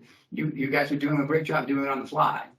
It wasn't easy. But I think the points that you raised to say, we already pretty much agreed, we're going to put this on the warrant.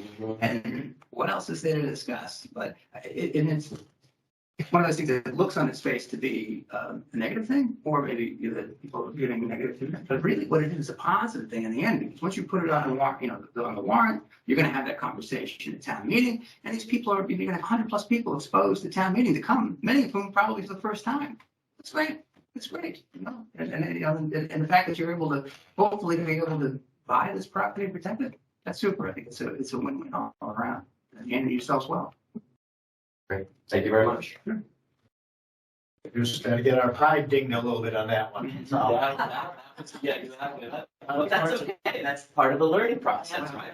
We all got better because of that. It's a hard thing to do it live, whether it be online or in person, you know, Yeah. because, you know, it's a 3-person board, you know, it's not like you guys can't talk to one another beforehand. Yeah. So that's a challenge to say, hey, do we handle it this way? Do we handle it that way? It is an endemic challenge that you face as a 3-person board. If we're for a 3-person board, if we're for a 5-person board, and, you know, there are pluses and minuses to both, but it's challenging. So it's not violent for you. Again, you handle yourselves well. Great. Thank you very much.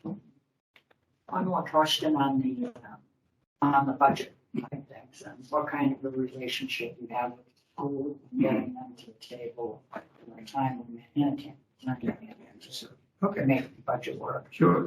So one of the things I think is helpful based on my background in Middleton, I would be a member of a 3-community school system in Boxborough, 2 community school system, Boxborough, and in Wenham, it was Hamilton, Wenham, 2 schools. So here, you know, we have a similar model here, 2 community school systems. So, you know, we about 58% of the proposed FY23 budget is education. That is it's the proverbial elephant in the room in terms of everything that we face. In my conversation with Chief Bradley, he said, well, you know, the schools are always there. They're always having needs. And typically, he said it puts us into a schedule where every 5 years we have to have an operating override committee with their need. So having a good relationship with the school is absolutely critical, not just with the superintendent, but with the school business manager. And it is absolutely, you know, so when I have budget meetings, I bring them in as well and make sure that, you know, we're understanding where we're coming from, because, you know, it is having been in Middleton in particular, there were, you know, that we had some pretty savvy school superintendents that sometimes pitted the communities against one another and created problems. That's never a productive outcome. And it was something that I think always created a lot of bad feelings in the community. Because again, just because you win that battle doesn't mean that you win the war, as the cliche goes. So, you know, I'm not that sure about what the relationship here is with the school system, but it is critical to bring them in, to have a good working relationship with them. And of course, how do you keep them on schedule? Is you give them a schedule. You make sure they know what the expectation is, so that you're not chasing them down and then that's creating issues with the town meeting. Is a lot of organization has to go into it, a lot of coordination with all the boards and committees that are involved, CBC, Finance Committee, Planning Board, Select Board, schools, school committees. And of course then the regional technical high school as well, which is across the street. So it's critical to bring all that together, but it also has to, you have to establish expectations at an early time frames that everybody knows what needs to be done when. And you know, that's a really critical part of it, but also having a good working relationship such that, you know, when they play their games and that you kind of say, guys, really, this is what we're, you know, we can't support this, and make them be clear about that. Just trying to send some of those messages at an earlier time. It's not a panacea, but it's something that has to be fostered over time. Have you created any kind of a timeline in your financial It's funny when I had developed what was a 2-page day schedule that included the finance committee, included CPC meetings, and I think my board was a little bit overwhelmed because it was just so much detail, but it also was something that had to be done because everybody needed to know what was happening when. So, and this is, and then also had the school budget schedule put in there. But when you start putting that in, I mean, it was like a Arial 10 font, and that was like 2 pages long. But everybody looked at it and said, "Oh, okay, this looks good." And I make sure to get buy-in from the select board from that to say, "This is what the schedule looks like. You're aware of this. Do you feel comfortable?" And they got some good suggestions. Say, "Well, this meeting, this meeting's not going to really happen then. Let's change that. No problem." But of course, it isn't like it's locked down forever. If we need to make other changes, or things get delayed, whatever. But staying organized with that and establishing those expectations is critical to staying on task to have a successful town meeting. Say July 1st, the next budget season starts. It's so true. It's really, yeah, okay, we're gonna have our meeting July 5th. That is a sad reality. Yeah, you're right. You're absolutely right. Right. You think you can coast for the summer, and that's not the case. No coast. Interesting.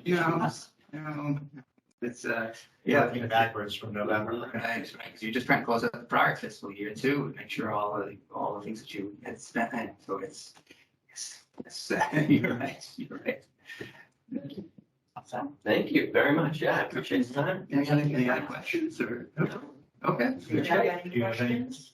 I have to say, I think when in terms of growth mindset and learning about where you want to be, and I'm really grateful that you invited me in, first of all.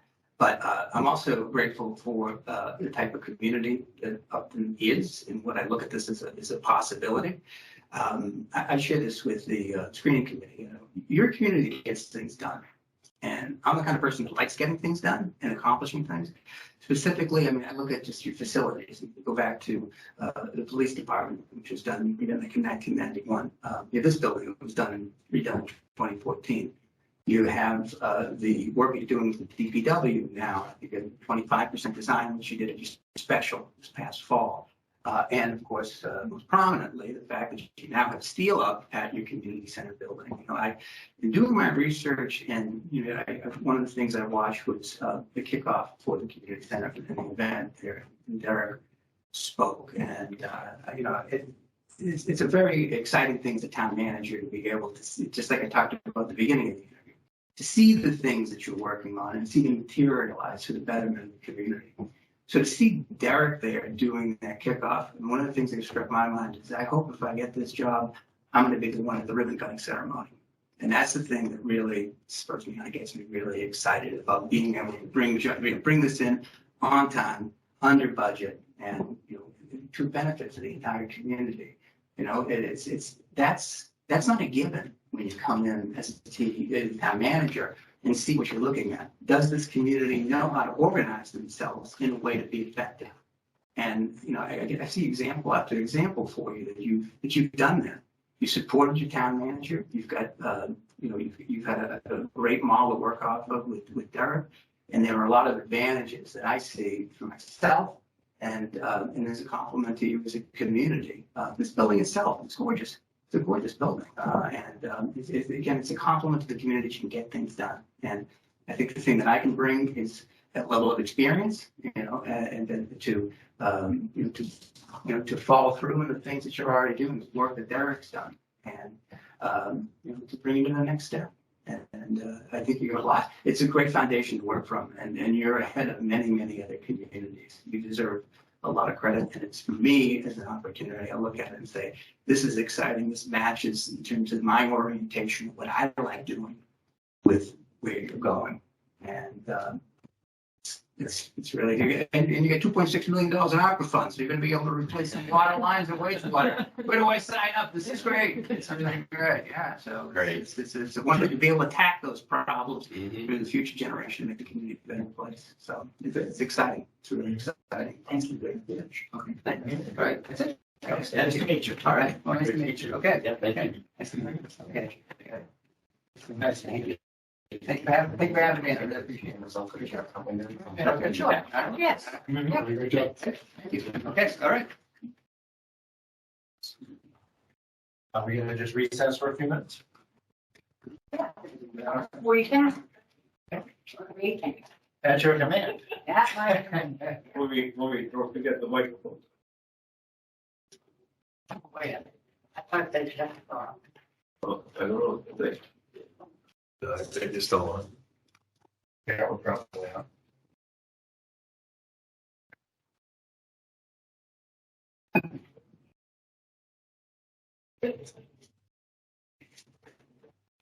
Steve, as far as the building goes, on the slab on Tuesday. Oh, yeah. Ah, nice. It was supposed to be today, so we put it off because of the rain. You know, I see, drive by all the time, obviously, and I see progress. You know, some days, there were a few days that we had some heavy rain days. It looks like they weren't able to work. But there's a lot of guys, a lot of got the infrastructure that's going in the ground, of course, before they pour the slab. Oh, yeah. I don't even- Yeah, I don't even want to know how much, think about your Cat 5 or whatever other electrical conduit, all the things that are getting buried in that big, that slab. So, should be good. So I know it just- are they pretty much on time, Paul? I think so. Yeah. Steve had said, was it 395 construction days? He had a number. 300, no, it was under a year. I think. I thought it was over. Because everybody keeps saying a year. I could have sworn Steve said it's 395. And then there was a 15 or 20 day contingency. There's a window there's a window in there, like 30-day window or something like that too. Yeah. But What a project is that? we got held Less up, than a year. we got help, Year? we got held up a lot of the weather. Yes, but yeah. But they were still able to pour. That cost them a few bucks. Well, they were heating the ground and heating the forms and heating the concrete that went in. You remember what last July looked like?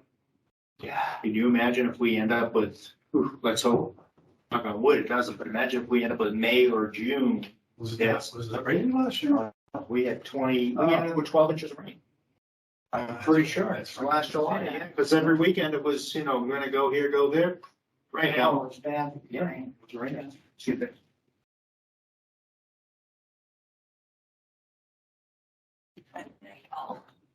Stretch a little bit.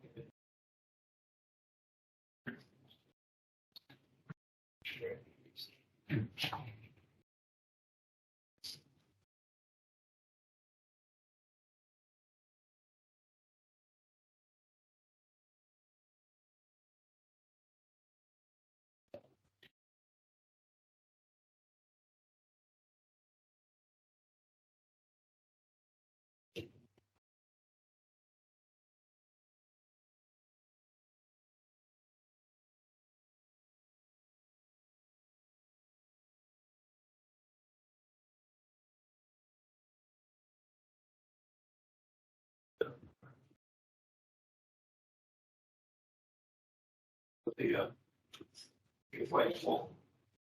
Flame's full. Chocolate. Not an emergency. Maybe it's. And we. 3 o'clock, 3 by 3.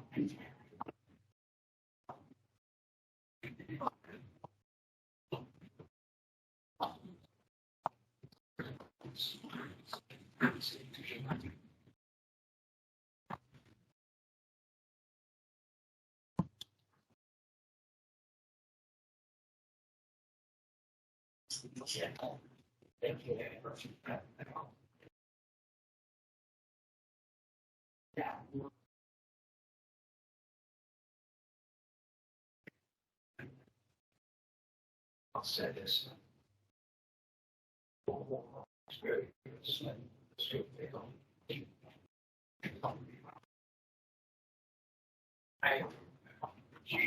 Huh? Down with its rededications. Yeah. You think you ought to do some, yeah.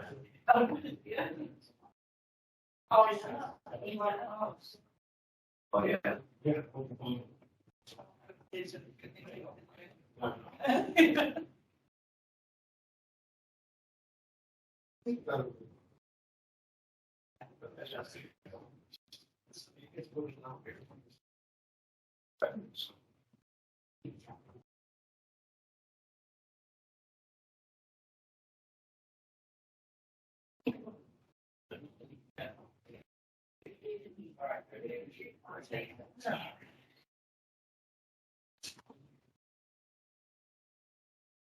Starting on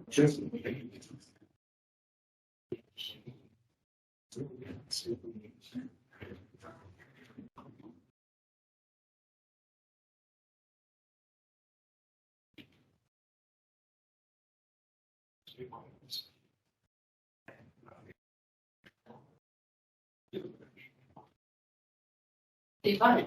How are you? Good.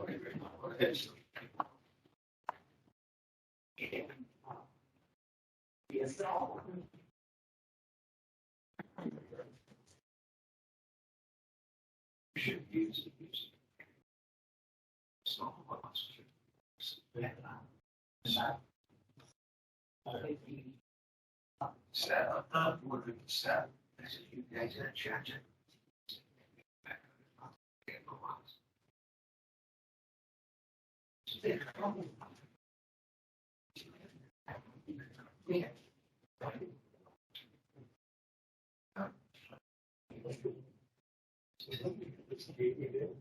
Okay, I was wondering. Yeah,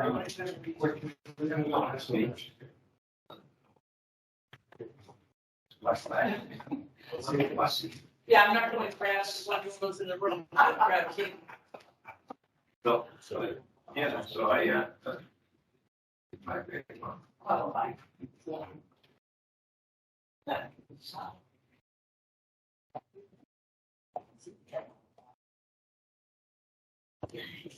Hello. We're on break. Yeah.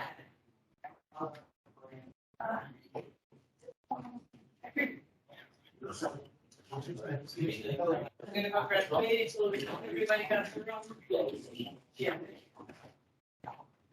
You know? Oh. I used the first day, I had to know that, Yeah, obviously. If you didn't know that, I'd like, you don't have many friends.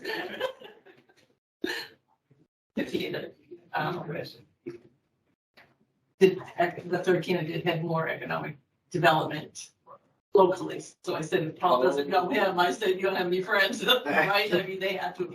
That's right, yeah, a lot of town planner stuff. Yeah. Right. Town planner development stuff, yeah.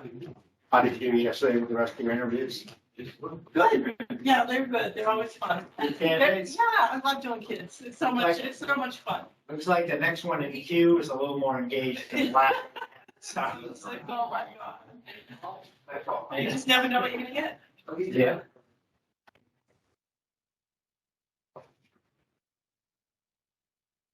All right. Onward. Not that many people online, less than I expected. We'll get a couple of phones and. Oh, I didn't even look. Forgot. 8.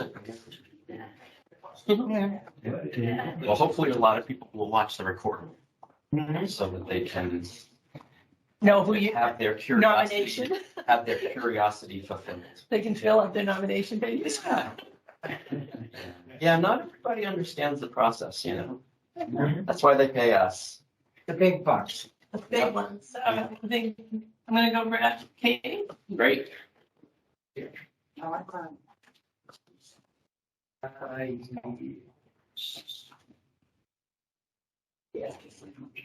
Assistant EA, HR Director, Town Director.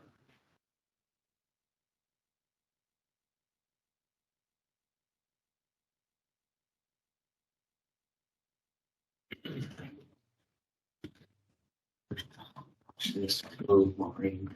I have ice in here, but I'm out of water. I'm gonna put this Oh, water there you go. in here. I'll tell you. That's why they pay me the big bucks, Tim. Hey, you wouldn't have known that 3 years ago. Look at how much smarter you are that you're a selectman. Exactly. Exactly. I think I owe to you and Flaherty. You guys really helped me cut my teeth. If I show up on anything that's an accomplishment of yours, I have really succeeded in this game. You can listen to anything I said. I listen very much. I love having you here. I'm gaining strength there. Can you imagine how, like, having a different perspective is critical? It's one of my favorite things about serving on this board. We don't always agree, but if there was someone that's sitting in that chair that only agreed with us or agreed with me, I tell you, I was at, I think it was the yeah, and a couple of the library board of trustees came over, and we're all convincing back and forth, and I think Marcia has kind of said it to us once before. She's told us that upstairs. yeah. It's so interesting, which actually you summarized it a few years back. Yeah. Hello. Get a run. Yeah, how are you? Nice to meet you. Nice to meet you. I'm Brett. Brett, nice to meet you. She's sitting on her desk. Oh, I'm sorry, what? I'm sorry. Right, nice to see you again. Go by Caitlin or Kate or I go by Kate. Kate? I don't mind Caitlin. Sure. Get offended or anything. No? but Okay. Good. Thank you. Just reminds me of being in trouble. You know, my trouble. Yeah. Okay. All right. Shall I start? You shall. All right. Please tell us about yourself, your education, your work experience, and maybe what other past employers might say about you. Okay, yeah, that's a great way to start. So start from the basics here is I'm a passionate public servant. Call myself a student of local government. I'm always learning. I'm fascinated on why things are the way they are, the process of things, ways we can make it easier and more accessible to people. I've always been interested in government and politics, which led me to Washington, D.C. I went to George Washington University, got my bachelor's there. But it wasn't until I worked at the Mass Municipal Project after college where really everything kind of came full circle. I was able to kind of caught the municipal bug, as people say there, where I realized local government is where I can have the biggest impact, the biggest positive impact of people's lives. So from there, I had a great 5 years editing, writing articles, and all my work there was really me reaching out to all communities and getting these stories of when government works, right, and putting it out there for people, but also just important information that local government need. So from there, while I was there, I got my master's in political science and public administration at Suffolk. So I did that while I was at the MMA. And from there, I always been at the MMA. I've always had an interest and path to management. So my first job was in Wayland, worked as an HR assistant. And just the basics, I was in the town administrator office. So, you're really just handling day-to-day HR. It was a great intro for me. So from there, I went to the town of Foxborough, and they created a new position called the community information specialist. And this was at a time where, those positions were really rare. I had someone basically responsible for communications. So I was very excited. I was also seated in the town manager's office. So again, operations is, I have a lot of operations experience when it comes to that. And then an opportunity in Westboro opened up at the EDC. So the EDC coordinator, also at the time, very new for towns to have, I would say, cities usually have someone for economic development. So that was a really exciting opportunity where I worked with the town manager and the economic development committee. And from there, where I am now, Dover as the assistant town administrator. And that was an opportunity for me to really be in management, to take my HR skills, my communication skills, everything I learned at the MMA and economic development. I had to be in constant contact with state officials, stakeholders, businesses, the committees, the board of selectmen. So I am very passionate about good governance, and I bring that to all my positions. And I think if you would ask my previous employers, they would say I'm enthusiastic, big attention to detail, but also communications. That's been a part of all my positions.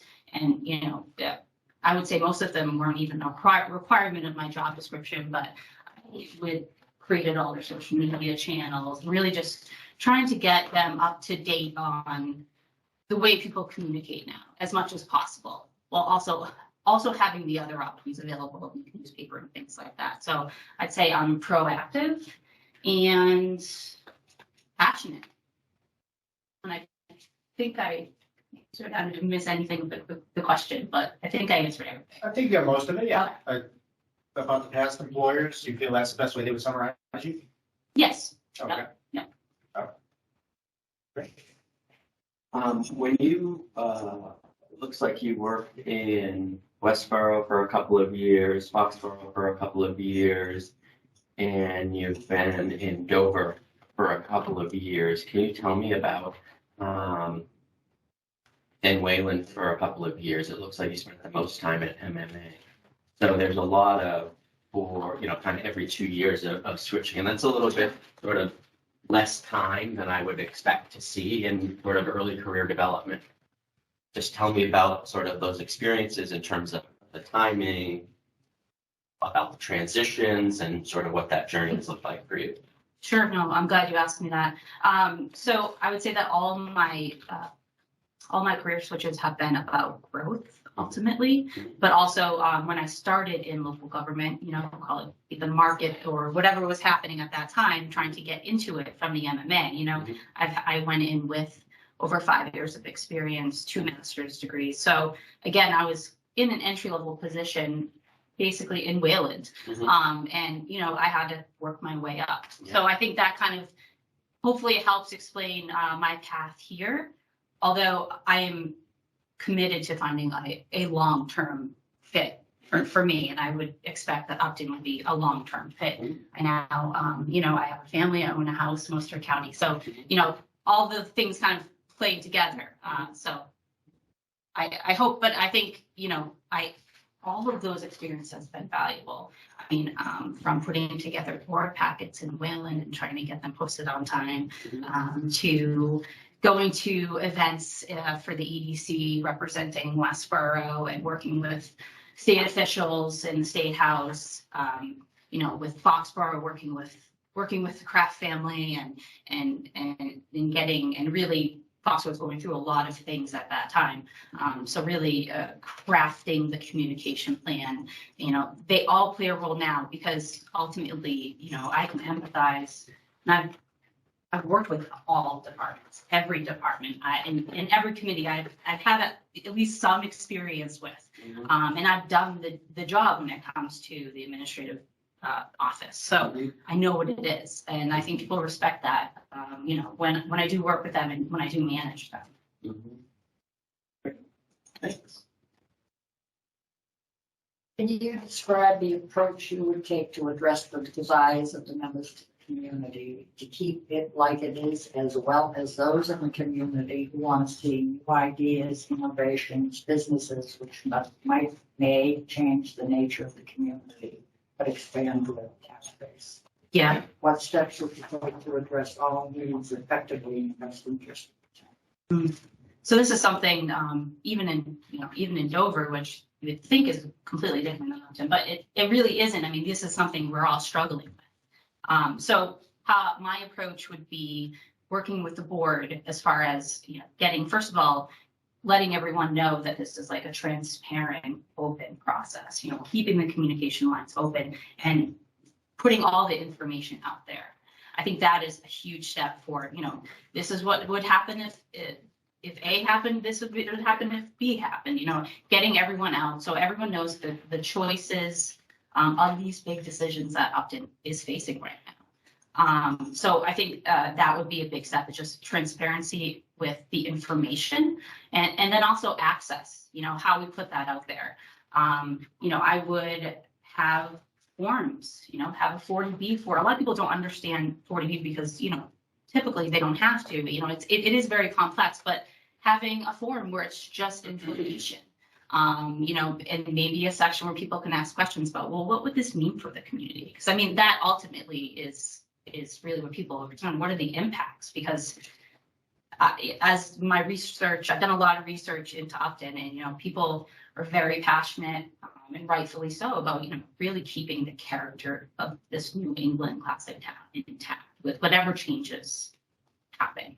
So I would do forums, I would do information sessions, leading up to all these big decisions.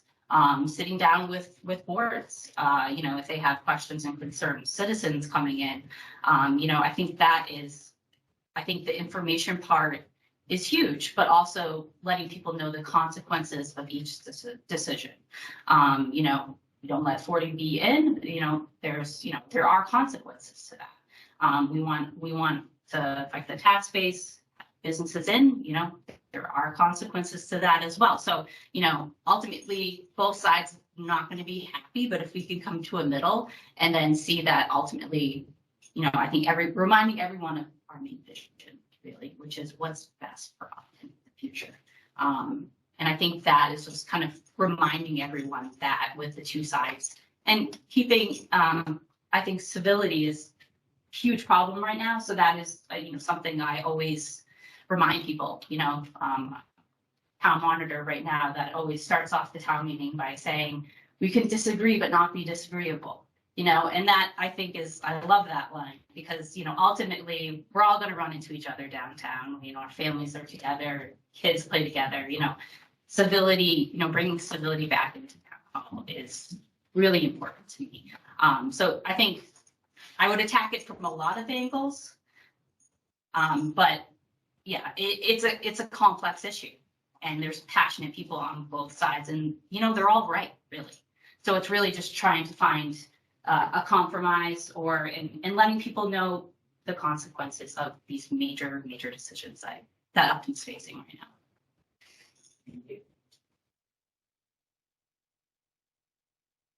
Please tell us about a personnel matter that was challenging for you, the outcome that you achieved, and what you may have done differently. So I've had a lot of experience in HR, and luckily I enjoy it. It's one of the things I do enjoy is getting to know the people. I'm a people person. I want to know about them, I want to know their interests.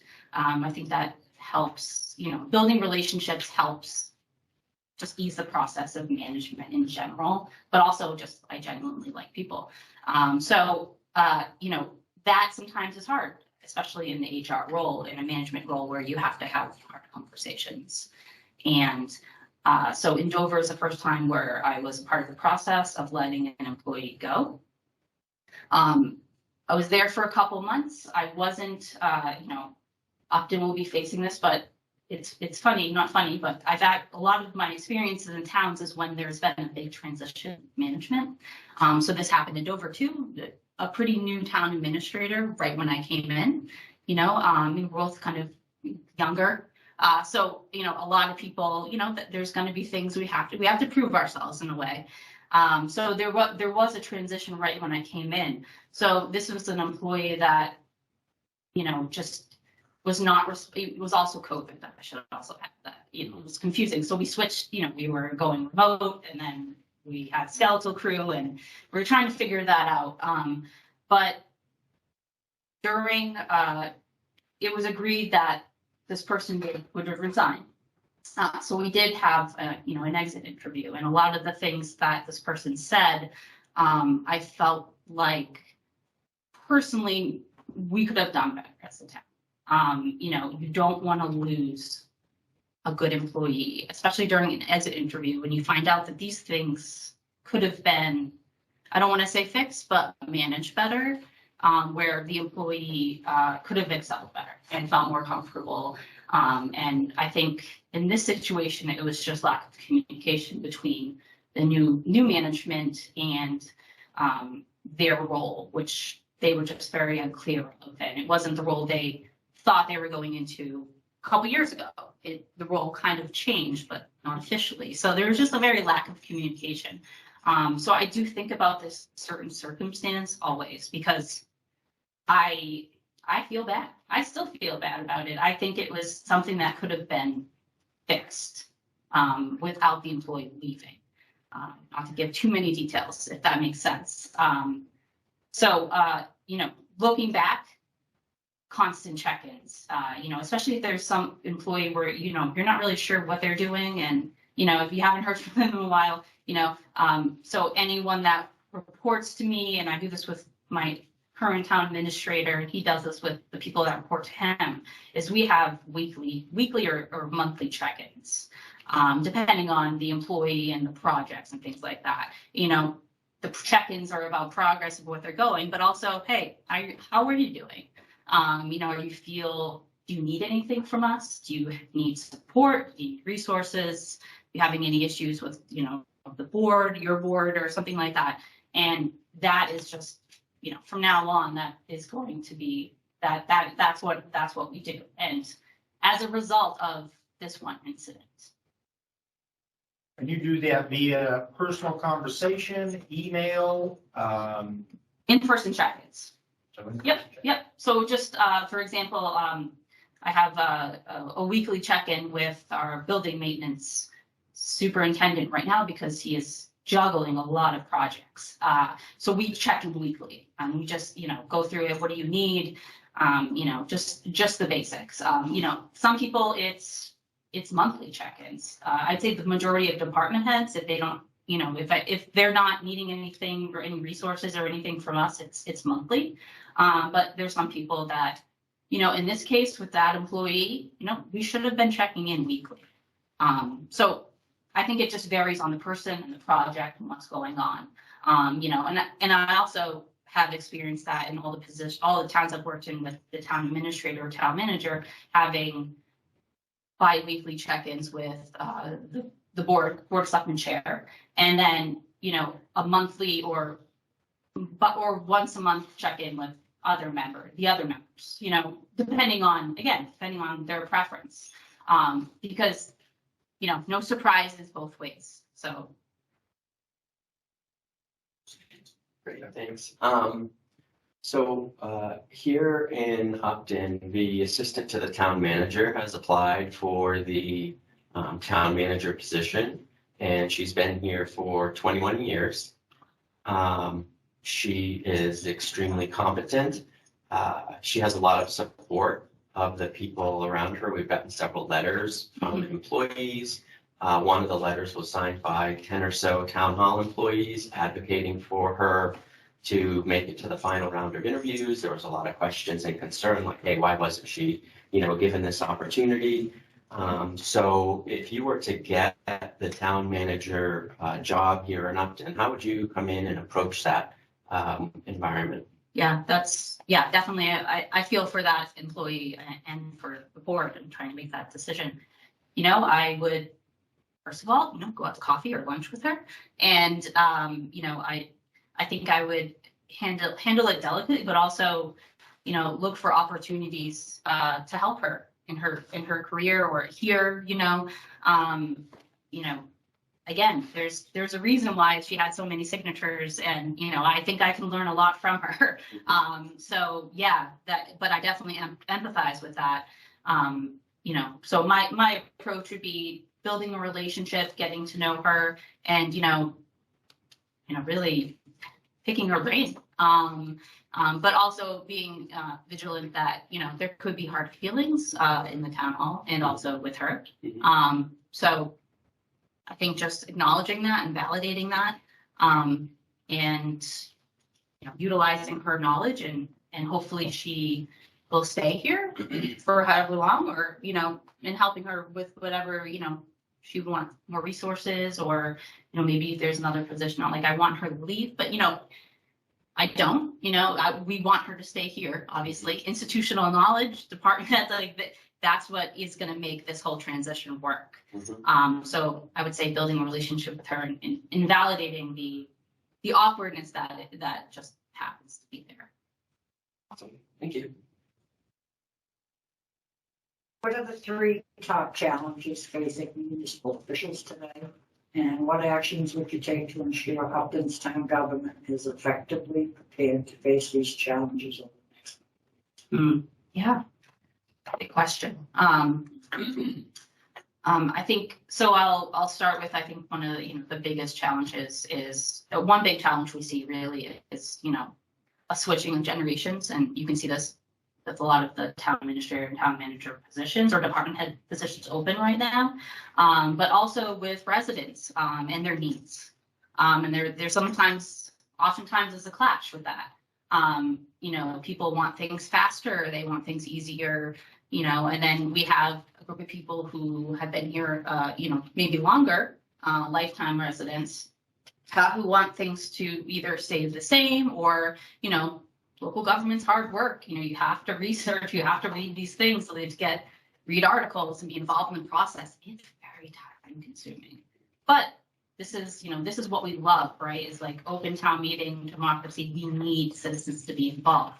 So how do we make it easier for the newer generation, younger generation with families, to participate in local government? And if they can't participate, which I get it, that's understandable. At least here's information that's accessible and that's not a 30-page white paper, and to understand free cash, reserves, capital, and understand these things that they'd be voting on and getting them to town meeting. I think that is a huge struggle for everyone right now. But then on the other side of it is, again, you can't make a tweet. You can't summarize every article in a tweet. That's just, you can't do it, unfortunately. They'll need to do a little reading and research, but also keep the tradition. And what, I love about Massachusetts and open town meeting here and democracy is, you have to participate, and, that's what makes this whole thing work. But also keeping that character and expectation of that Upton has.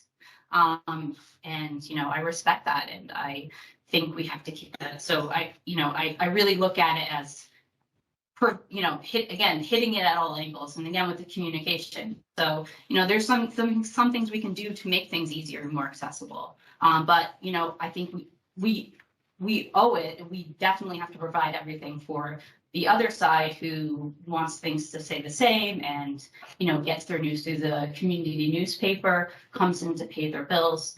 Absolutely. Like, we have to do both.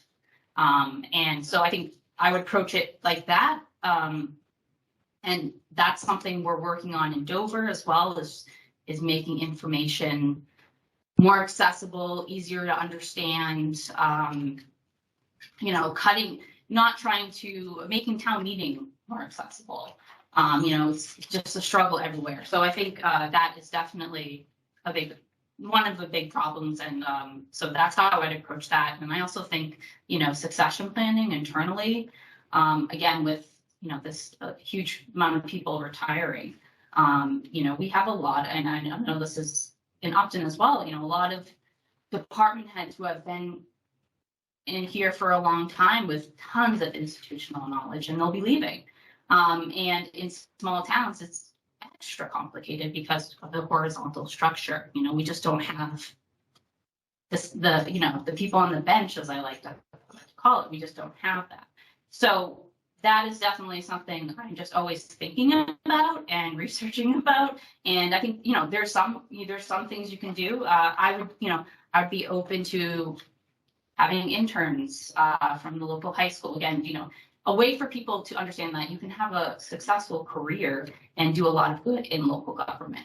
I just don't think a lot of people know that. I know I didn't until the MMA. So, interns, but also getting to know the staff. I mean, that's part of building relationships and getting to know their interests. Where do they want to go in 5 years? Where would they like to be? Offering trainings and classes and letting them know about the opportunities that MMA has and other organizations for learning new skills. The finance departments right now in all municipalities are just, there's no people. So Suffolk University and MMA are creating a lot of classes just to, just get a finance intro basically for people to know that you can have a finance career in local government. So I think there'd be a multi-step approach is getting to know the staff here and what they're interested in, but then also looking outside and looking at candidates who don't have your typical MMA background, and they can have it's probably not on their radar. And you can do that a lot with job descriptions as far as not the requirements being a little less restrictive as they are, and really going and looking for someone who may not, be what you would think on paper would be a perfect fit, but actually, maybe culture-wise they would help Upton. Having someone different could be a benefit. So I think there's a lot of things in play. That's how I would approach that and try to make this short. I think communication would round out my biggest, one of the biggest challenges municipalities face. And that is something I'm obviously passionate about, but I approach and hit it at all angles. I mean, again, the community newspaper to Twitter, everyone gets their information differently. We're seeing right now Facebook groups for mother groups and things like that, and father groups and things. That's a big place where people get their community information. So again, for me, it'd be attacking it at all angles.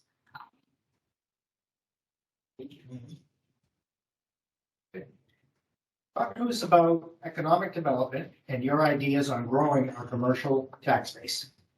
Sure. This is a fun one because I love economic development. And like I said previously, as Upton is facing a lot of big decisions. My experience in Westboro is really building the economic development department of one up. The previous person had some, was more really into the marketing of it and working with businesses, but there's nothing really internally from the town. So getting a proper website, I think that's important, and that's something I know the EDC has put on their priorities. But a website, having economic development involves everyone, from the fire chief to the assessor, conservation. I can't think of a department it doesn't affect. So I think tuning everyone into that mission is huge. And that is something Westboro has done successfully. A lot of the tips I got from people about businesses interested were from different department heads. As an example, we had a fire chief take around on Sunday a business owner he knew in his town to some open properties. It is a team effort. So that's how I would start it here. So I think that is important. And then also internally is getting those, internal, I don't know what you would call it. We call it in Westboro the land use meeting. When we didn't have any major projects, we still met twice a month. And it was really the departments, dealing with things like this. So, you have conservation, assessing, the building department, inspectors, fire, and then we would invite certain department heads or staff that would be involved if needed for a special project. And if we didn't have any applications or nothing was going on, we were literally just keeping everyone in the loop of what they're working with. So everyone is on the same page. If we also invited applicants to come in. So that was very successful because from someone just off the street who, hey, I would love to open up a frozen yogurt shop downtown, to, a Olympus Corporation coming in and talking about a TIF. I mean, and it was so helpful because everyone's at the table, you know, and it was no, well, let me get back to you on that, you know. Everyone's at the table and was able to tell them what they needed, the process, and roadblocks. And that's huge, especially dealing with like Olympus and small businesses. You know, is this worth it? Is this right to me? You know, is this gonna be a year of lawsuits, or, you know, like, they want to know the path. And I think Westboro has done that successfully, and I can't take credit for it, obviously, but I could definitely take credit for communicating the message that, you know, what we want you here, and we will do everything we can to help make the process accessible and smooth, and that you know what's going to come ahead if there are any roadblocks or what you'll have to deal with, you know. And that is not to say that we'll make the process easier, because we can't, you know. And businesses don't want to go to a town where they don't follow code, you know. They don't want their business to burn down because another business wasn't, you know, like. So that is not what I'm saying. I don't think, you know, you have to follow the rules, you know. Obviously, if there's something that a roadblock that we all think, you know, we should look into, maybe it's, you know, that's something else. But, you know, knowing that, you know, we're going to follow the rules, the fire code and everything, you know, there's no special favors, but we will be there, and, you know, we will be there with you throughout the entire process. So that's something I think that is what I would bring and hope to achieve here in Upton, is really internally getting the economic development out. And then, you know, then it's just, it's a lot of marketing. A lot of communication, and yeah, that would be my first few actions. Very good, thanks. Can you tell me a little bit about how Westboro and Dover handled OPEB, and sort of your experience with managing that process, and your, you know, approach, philosophy, your thoughts on OPEB? Mm-hmm. So Westboro, I wasn't really too involved with that, but, you know, just being in town meeting and being next to the town manager, you know, they really just followed best practices when it comes to that. Mm-hmm. Dover as well. Mm-hmm. So I haven't been, I would say I've been at the table, sitting next to the person doing that policy. Mm-hmm. But yeah, I would definitely say, you know, best practice. Mm-hmm. I would fall to that. But Thank you. As town manager, you're the principal collective bargaining agent. What are your skills in negotiating contracts with the unions, and what outcome did the town have, and what outcome did it have, and any grievances that the town might involved in? mm-hmm. So my experience with that has been in Dover. And we just successfully negotiated a contract with our highway union, and that was the first time where, you know, I was at the head of the table, per se. My previous experience has been in Wayland, where I was, you know, helping the HR director as far as getting materials ready, doing the research, getting the comps and things like that. So my experience in Dover, you know, we've been very lucky with our relationships with the union. I think you have to approach it like anything, you know, respect. I think if they respect you and they know that what you're doing is for the best of the town, and probably their goal as well, but you also have to keep in mind that these are their livelihoods we're talking about, and that's a very sensitive subject. So I think, you know, building trust and letting them know, like, these are what other towns are doing. We value you, you know, and then, you know, having, you know, they say, you know, it's the dance, you know, and having them come back with something and going there, and, you know, keeping some options on the table going in. But to me, I think right off the bat, you have to have respect, because I've witnessed things in other towns. You know, it can get pretty murky. Lucky. That is how I approach it. You know, and, you know, these are the guys that, you know, I have coffee with in the morning. So, you know, I do have a relationship with them. So I am very, you know, empathetic to that. But, you know, both sides aren't going to leave completely happy with anything. You know, it's probably the best if both sides are just kind of happy. And that's probably the best solution. We did have that union and a few police union and staff, you know, asked us about our funds for payment for, you know, the service that they did. So, you know, that was a hard conversation, and that's just not the direction that our board wants to go in. You know, and I'm the communicator of that, and that's not fun, but had those difficult conversations. That's just not which way Dover is headed right now, and as far as doing that.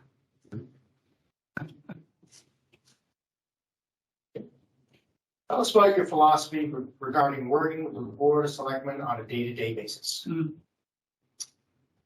My philosophy, you know, this is again what I've learned through my experiences. You know, I would hope and expect, and I think this is the best outcome would be if we just had a very respectful relationship and open communication, you know, on both sides. And what I mean by that is, you know, you're the policymakers, so I respect that. And, you know, my job is to give you guidance and materials and help act out these policies. So open communication, you know, if I had a question, you know, I would hope I would have your cell number and you would have my cell number and would be in communication. Weekly meetings, bi-weekly meetings, whatever fits your schedule, especially with the chair having a meeting, you know, before a board meeting. Just to make sure we're all on the same page and everything like that. No surprises for you, no surprises for me, and that would go with the staff too. You know, that's not ever a good thing to anyone to be surprised in a meeting.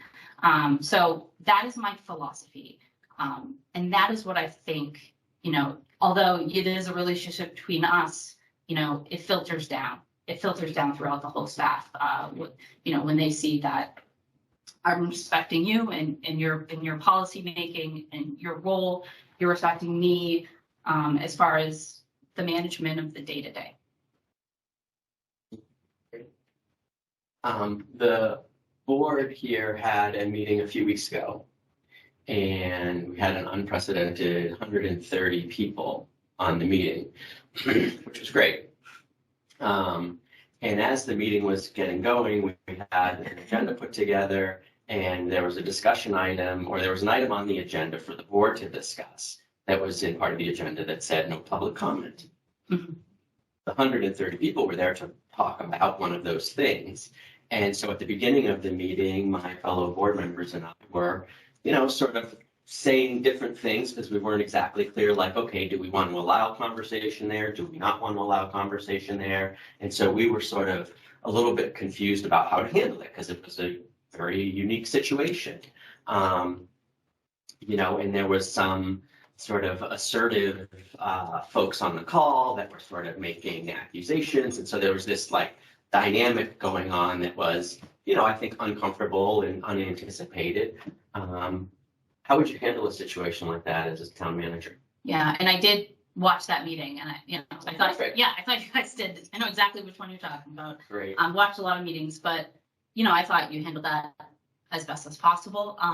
It's always trickier on Zoom, whatever you're doing. Although there's definitely benefits with that, you know, over 100 people tuning in. Mm-hmm. You know, I think in that case, you know, as the agenda, and correct me if I'm wrong, you were in the beginning, the goal was for public comment to be after the agenda item. Mm-hmm.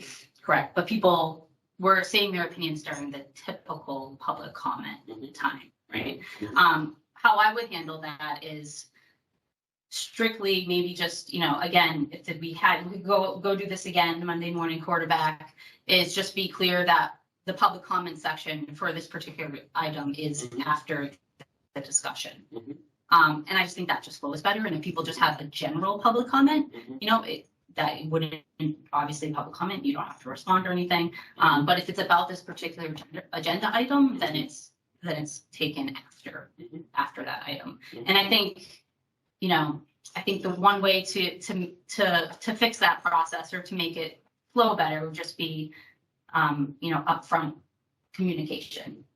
to people there on the agenda, sending out news alerts about, what's ahead and what's expected from this meeting. So it could flow smoother, not be really long, as long as it can be, and people to be civil and things like that, just reminding people. And that was an interesting topic because really the discussion was about whether or not it was going to the warrant. Right. The real discussion was all about endorsing or not endorsing the article. Yeah. So I guess that's another, how would you differentiate that? Yeah. Do you feel that conversation, public comment before versus during or after? Is there a best or worst way to handle that? I can't say if there's a best or worst way, but I think it's confusing maybe to the public if public comment about the actual project is before the agenda item, even though the agenda item is for the article to be on town meeting. And the whole thing is it's complicated. So it's clear like how this happened, right? I think it's more confusing that way. And I think, people mentioned this in the meeting, but, maybe having another meeting where, more of it's a public forum or something like that, where people have these strong opinions, maybe offering a public forum, but also an informational session about what would happen if that development did come in, having some experts or something like that. Just people, because I think a lot of that, what I felt that I was hearing, a lot of people, just didn't know a lot about it, the consequences of the development like that. And there are a lot of things that, we all have the same fears of things like that coming in our neighborhoods, and a lot of, I know you guys said that is like, these are all scary things, because it's the unknown, but again, bringing you back to that goal, we want to have economic development. You know what I mean? So again, we want to, but these are some things we might face. So these are some things we can answer your questions, calm your fears down a little bit, or you can see, maybe it only enhances your opinion, and that's good too. I mean, that's then you're decided, and you'll vote against it, and that's your right. So yeah, it was a huge turnout though, which is you always want to see, right? Yeah. Hard to manage a meeting.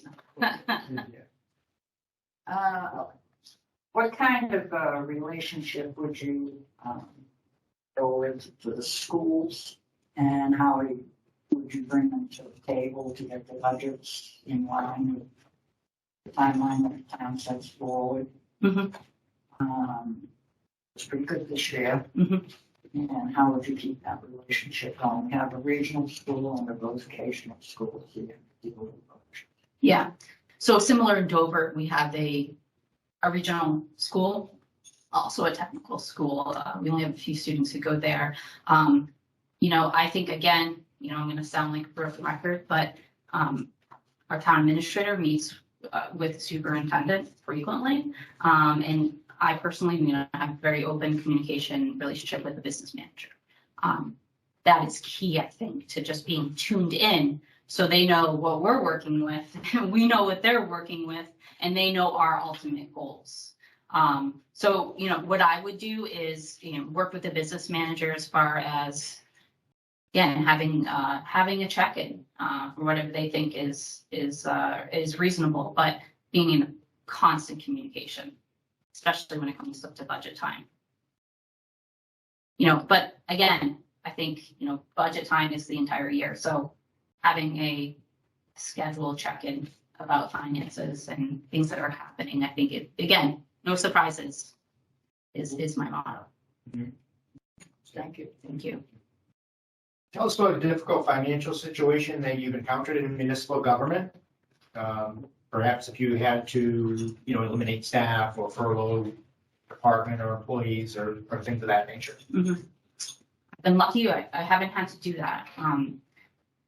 So I think one of the biggest financial, I'd say, conversations we've had to deal with staff lately in Dover is our COLA increase, which happens once a year, and our board of selectmen approve it, but we've had a divided board on that subject, which is problematic, for staff, just visibly optics, So I'm really the in-between person to try and smooth this over, board-wise and staff-wise, because, it's been a tough 2.5 years for everyone, never mind, in municipal employees, it's been a whole different world.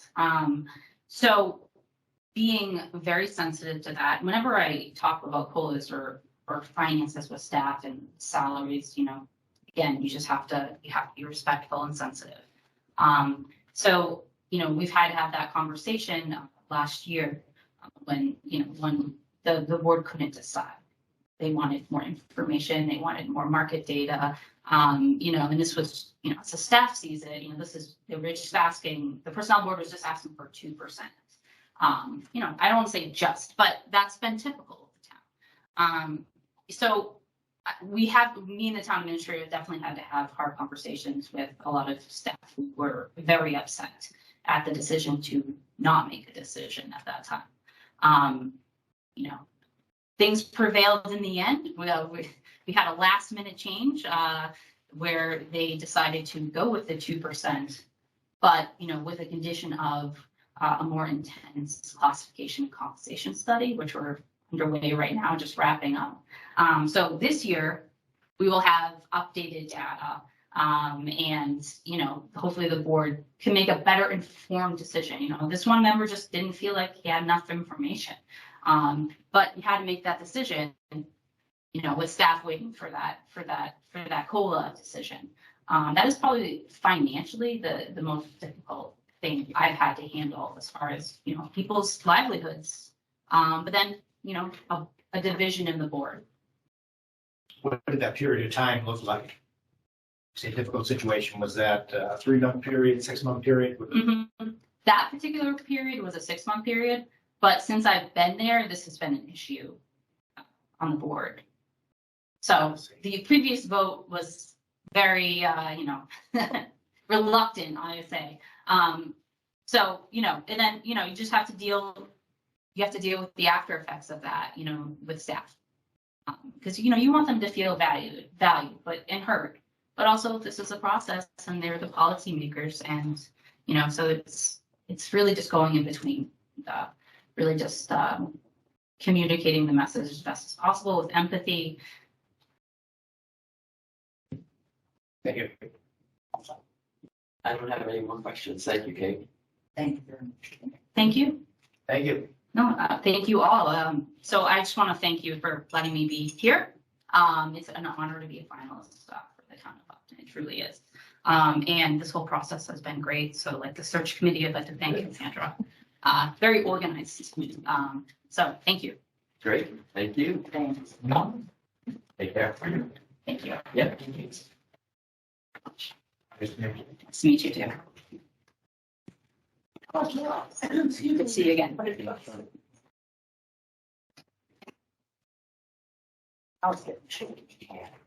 Turn the air conditioner.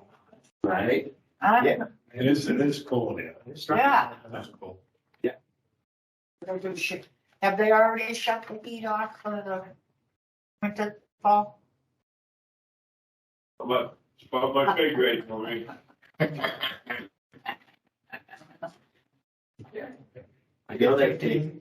think we got a minutes before the next one. I think we got a half hour. Maybe we can see if Joseph is around. Yeah. I was going Or whatever you guys want. to just propose if we have a few minutes, I was going to go grab a coffee, a box of Joe or something as quickly as I can. Anybody, I meant to do it before the meeting, but I didn't want to be late. I'm good. I'd rather get done You'd rather- sooner, if possible. Okay. But you know, if he's here, if he's here, yeah, I'm ready. Sandy will find him if he's not there. Yeah.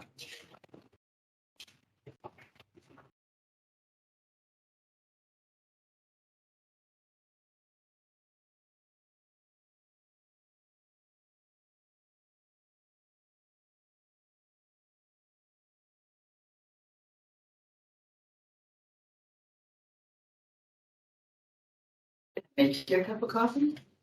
Good, very good, yeah. Would you like one? Oh, it'd be excellent. You guys want coffee?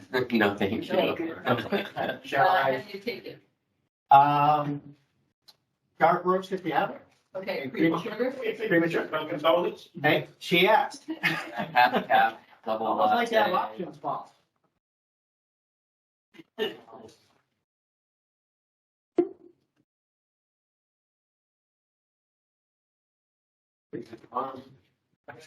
Busy. Busy? Oh, yeah, it's cleanup time after the winter. So she's, I come home, she's got one paddock pulled down. Like the fence or? Yeah, Oh my God.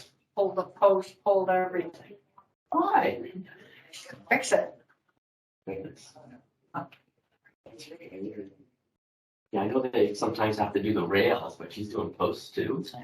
Have you just been there a while? Oh, yeah, it's since we were there. Okay. When we first came. That's 22 years ago. Yeah, it's about the lifespan of a post. Yep. I was just talking to her about her comp plan. It was coming in. I was following up with her about the comp plan. I said, Oh, who did good. you use? And I got that that. kind of stuff. Good, good. So it was just like, Do you happen to know if Joseph is here? I'll go check.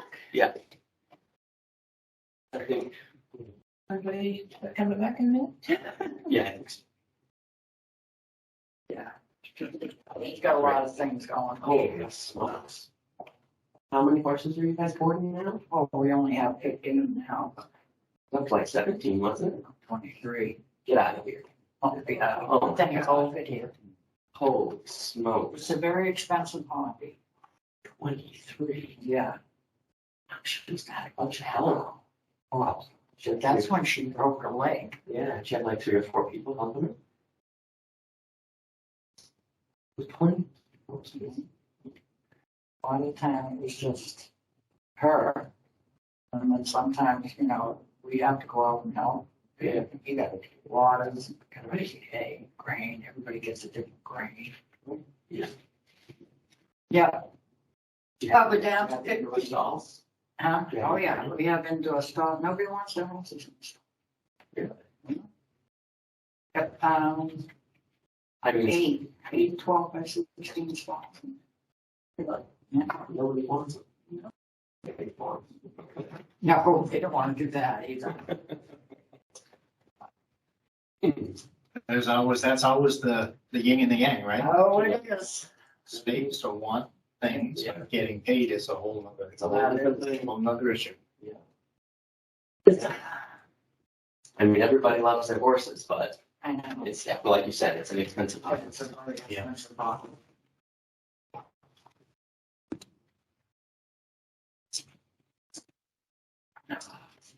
I had a friend of mine, I might be redundant, I don't know if I told you the story. Friend of mine lives over in Douglas. They love their horses. He always liked a Clydesdale. Yeah. He rode, he didn't really ride that often, but he had a Clydesdale. So they're in the process of wanting to relocate down south. Yeah. Here. He sold the advertised. Any other? Sorry. Oh, can you give just 1 minute? Brett's in the bathroom. Okay. I'll be right back. The horse contracted Lyme disease. I think he sold the horse for, around about $2,500 to $3,000, I want to say. But in the meanwhile, Joe's here, he's in the the hall. vet bills were $3,000. Everyone, yeah. And he had to deliver the horse down south. We love the horse, of course, but now between delivery fee and vet, we basically gave the horse away plus delivery. So, It's an awful thing. Yeah, the stuff for the horse, we do things. Yeah, but we find the dentist. You have to have a belly, what you have to feed. yeah, Hey, Yes, that's something. I've seen that sometime. Wow. Right, $65 to $7. Yeah. Yeah. Okay, Brett, he is here. We found him. Good. Oh, that's great. Thank you for, you got your coffee, we get our early. Yes. See? Isn't it funny? We'll see. Just That's it. This is how. Really getting the hang of this. I'm getting so long in the tooth. I got everything right, though. I have one. I'm timing out. All set? All Yes. set. Thank you. Oh, man. Just when you start to hit a stride, right?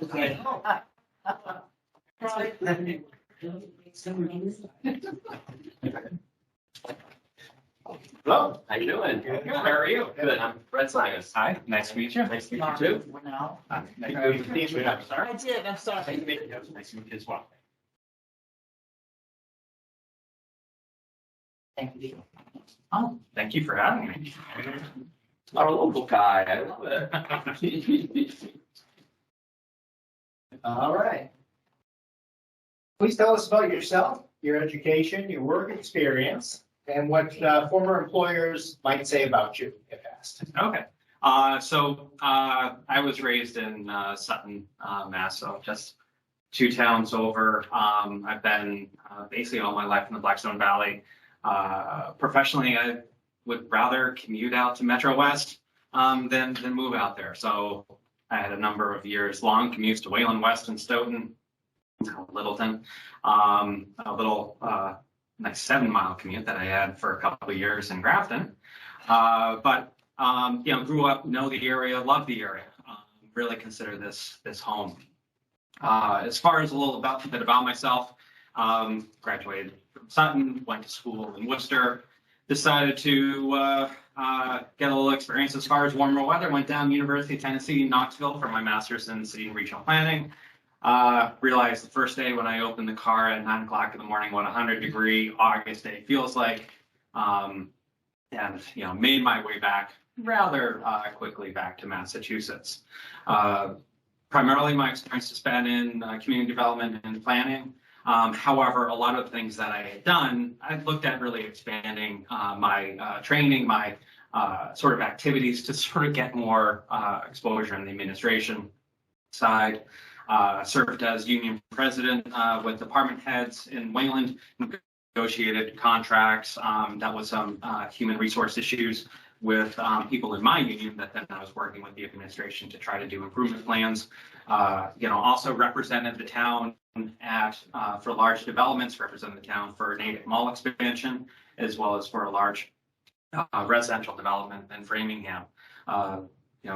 Looking at some of the other towns that worked with the state in Stoughton on the South Coast Rail expansion and adjacent towns. So I had a lot of interaction with local legislators, governor's office, as well as officials in other towns. Fast forward to Grafton. That's one of those things that there was a lot that was going on. Worked with Senator Moore, Representative Meridian on a number of projects, not only mass works for extension of sewer, worked with a property owner in order to basically partner with it. They did the pump station, mass works took care of the rest. I understand you're sort of going around some of those issues with the development here in town as well. And then also on the sale partnership, where we acquired Grafton State Hospital, meeting with state officials, going into Boston, and basically trying to get support for that. So I have a lot of experience as far as trying to leverage local resources as well as state resources. My time in Littleton, the last 2 years have been the craziest of my 20 plus years in municipal government. COVID has definitely sort of amped everything up, made things more challenging. When I came on board in Littleton, I had also part of my job was HR director. So I think like COVID to then sort of have you dive right into the HR and human resource related issues. Departments that couldn't talk to each other, that everything was remote, and they're essentially doing their meetings over text. Or we had an investigation that went on as well that dealt with discipline and ultimately a termination. So those were some of the things that really was not expected, but then some of the things that fully expected, dealing with working with the personnel board, revising personnel board regulations. Actually, we amended the bylaw so much we created an employee handbook to really consolidate and allow for more flexibility. So those are some of the things that have done. Regarding your last question, if you could remind me the last part. Sure. That was, past employers. Yes. How would they best describe it? I think they describe me as dependable, reliable, knowledgeable, that I'm a team player, that I volunteer to help people out. If there's a question, if I don't know it, I'll research and provide advice, recommendations. I think they may say, well, has somewhat of a good sense of humor. I like using humor to try to break down between people, to lighten things up.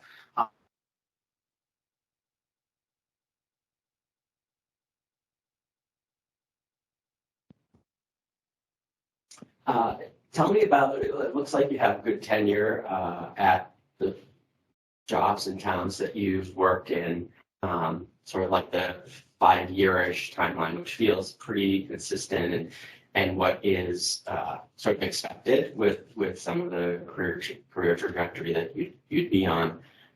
Can you talk a little bit about the times when you made those transitions and why those transitions were made? Sure. Spent 9 years in Wayland. That was something that was a couple of years out of grad school. I essentially almost grew up in Wayland. I was single, and when I left, had 3 kids, married and totally a different life. One of the things I always wanted to do was to basically find a community that essentially was home. Working in Grafton for 6 years, I knew that's where I wanted to be, but I was actually in this position where I either stay as a community development director, planner for another 20 years, or I tried this track. And I always liked the administrative side, dealing with things outside of traditional subdivisions, zoning bylaws, and getting my hands into other things and being a support for other departments as well. So that's where sort of took this leap into town administration, and I found that I really love it. That the diversity, the challenge of the day, can never expect what's going to happen. Last night we were in the process of doing a feasibility study for a senior center in Littleton, and I get a text from our facilities person. Joe, need you right now. This is at 6 o'clock at night. He got summoned to town hall for a water leak. Our furnace is starting to drip. And because I then deal with facilities and procurement as the chief procurement officer, it's like, okay, what do we need to do? What are the things we need to get the contractor to come in and resolve it? Try to identify that course of action. 10 minutes later, I'm back sitting down at the senior center meeting to talk about, okay, an upcoming presentation. It's something that I've really grown to like, and but what I always wanted to be able to do was to basically come back to the Blackstone Valley, and Upton is a perfect opportunity for that, and this is where I'd like to be. I already worked in some of the large cities, the more affluent communities out towards Boston. This is where I keep bouncing back to. Mm-hmm. Cool. Thanks. And you described the approach you would take to address the desires of members of the community to keep it like it is, as well as those in the community who want to see some new ideas, innovations, businesses which may change the nature of the community, but expand the tax base. What steps did you take to address all needs effectively in the best interest of it? So that's a situation that I've not only dealt with while I was in Grafton, but also living in the area. Having grown up here, I know a lot of grown up in town, and we used to do things this way, and everything was fine. We don't need all these recreational programs. We send people to our kids to camps and all those things. So why do we need to change? And you have a lot of new people coming in, that maybe had different experiences or are looking for different things, and how you end up balancing that is tough because of the fact that very often there may be a demand for programs that then you're trying to be creative, what existing services maybe need to be cut, what different revenue sources are needed in order to support those. And, you know, one of the things as far as really looking into what Upton has done, you've really pulled together a lot of great resources with the master plan, with the town center plan, with economic development plan to try to identify that direction and to be able to identify what are the things that are important. You know, the open space, the forest, the typical New England streets versus providing for additional demands that residents are looking for, and the work that's going on with the library and senior center is an example of that, where you're taking your own local approach to try to meet that need. But unlike other towns, and sorry, I'm working for one of them, just built a $14 million library. We're looking at, because of escalating costs, a $15 million senior center, $30 million for basically something that, because of, you know, the library grant program and, you know, recognizing that you can take advantage of that, but you have something that meets the needs of the town. That's how you start doing things, and you have the community forums. You identify what are those values, you know, through open space plan, through open space and rec plan, through some of these continued efforts to just try to hone in where some of those commonalities, and we can achieve open space preservation along with additional economic development to offset tax bases, but identifying how that can happen and where that can happen. You know, Upton has to think a little bit more strategically and to leverage its existing resources, and maybe trying to find some niche areas to really sort of achieve both, keeping the town character, the small town, while then making sure that why have residents go to Westboro to spend money at a restaurant or a microbrewery? We have that here. Yeah, and looking for those unique opportunities to keep those dollars, to keep those activities here.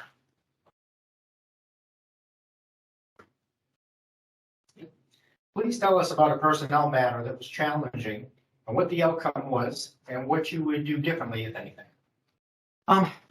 So that's a really good question, because unfortunately I've had to deal with, as I mentioned earlier, quite a bit. I had a situation where this one department that really wasn't effectively communicating brought me in and to try to help resolve it. And it was a larger department. You had supervisory positions on one side and then support staff on the other, and trying to break down and identify how, where is that communication? What was sort of the triggers? It's something that just happened recently, but realistically finding out that it was a long-term trend and COVID exacerbated it. How then can we try to resolve the issue? Again, in COVID, people are remote because you can't bring people into a room. We did identify some training opportunities for supervisors on team management, because some of these issues are actually also generational on how people in the workplace discuss. You have people that are right out of college,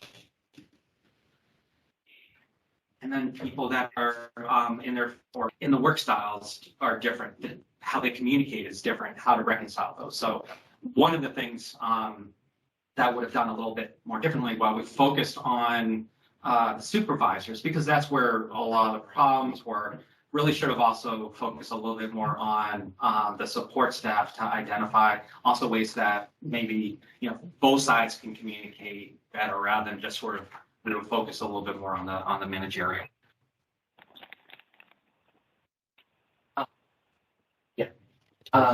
Sorry. Go ahead. Yeah, just a quick follow-up. You mentioned something earlier about a termination. So something. Yes. Could maybe just elaborate for a minute if you can. If you cannot, that's fine. I can a little bit. So, I mean, it basically had to deal with, you know, some activities that were questionable, and we had to bring in someone to look at some accusations that were being made in both directions to try to figure out where is the issue that's going on. And it was something that was extremely challenging. And anytime you're dealing with potential, terminations, it gets to be something that becomes emotional because it's people's livelihood. But in the end, we were able to identify certain things had occurred, and then that led to that situation. Thank you. You may or may not be aware, our assistant to the town manager applied for the town manager position. She is well respected, well regarded, has a lot of support in the community. We got a letter from folks that work in town hall, signed by 10 plus folks. We received other numerous letters from other folks both in the community. And so, if you were to come into that environment as a town manager, how would you handle coming into that type of situation? It's wonderful to have a member of your staff that is so highly regarded and supported, because that person is also going to be a resource for, not only was a resource for town, but also for anyone coming into this position. And I've always been a team player, and one of the first things would be to sit down and just identify what are some of the goals, what are some ways to sort of break down to establish a partnership, and look for sort of common lines of interest, and also just identify that everyone in town hall,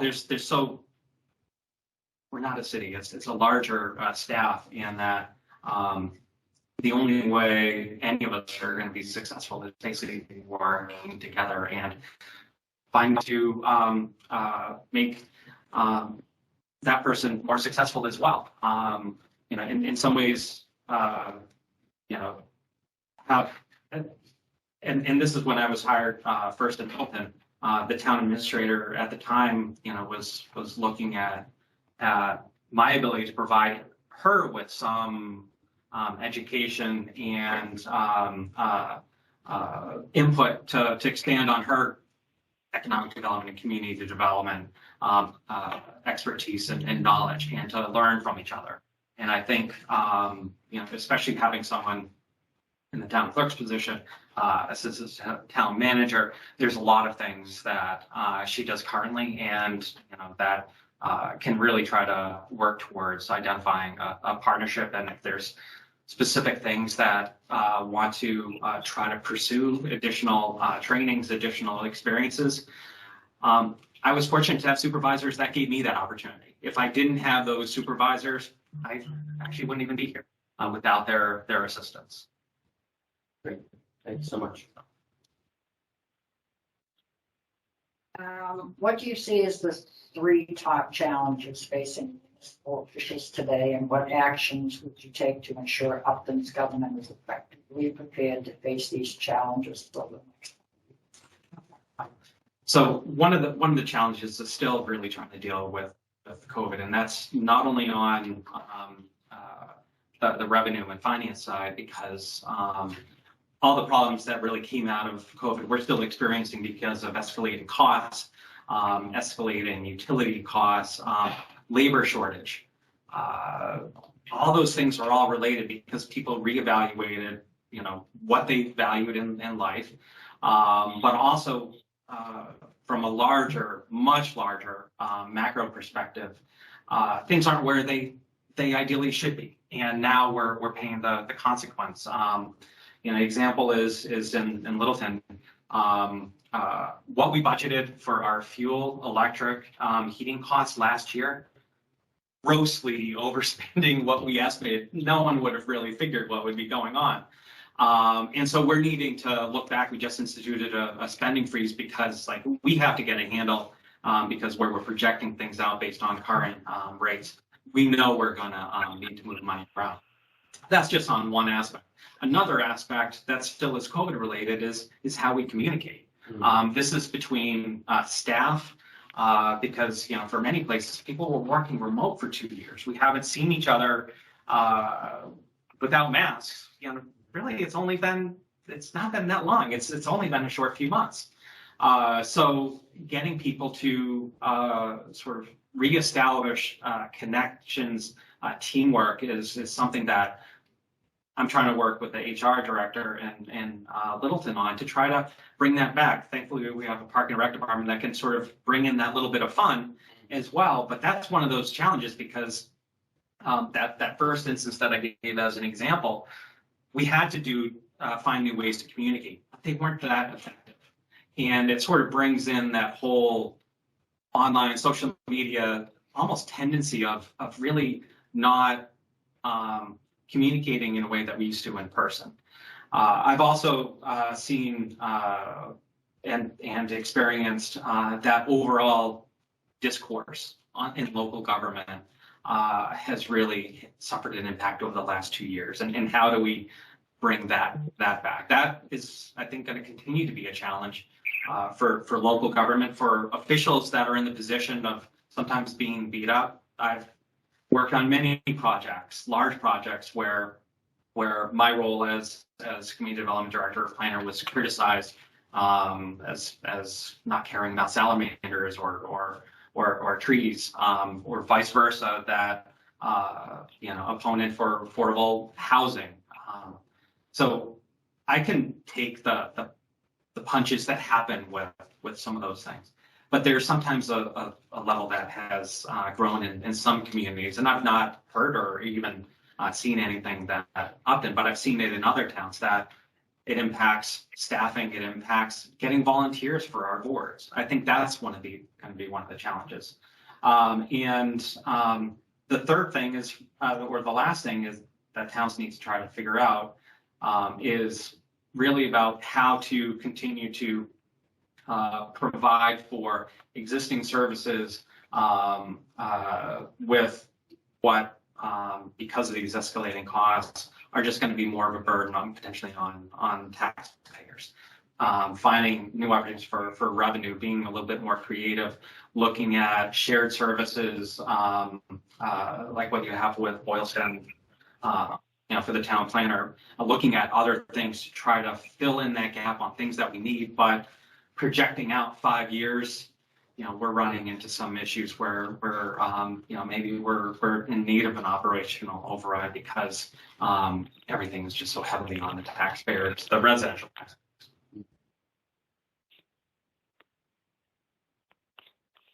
Talk to us about economic development and ideas that you have on growing our community and growing our commercial taxes.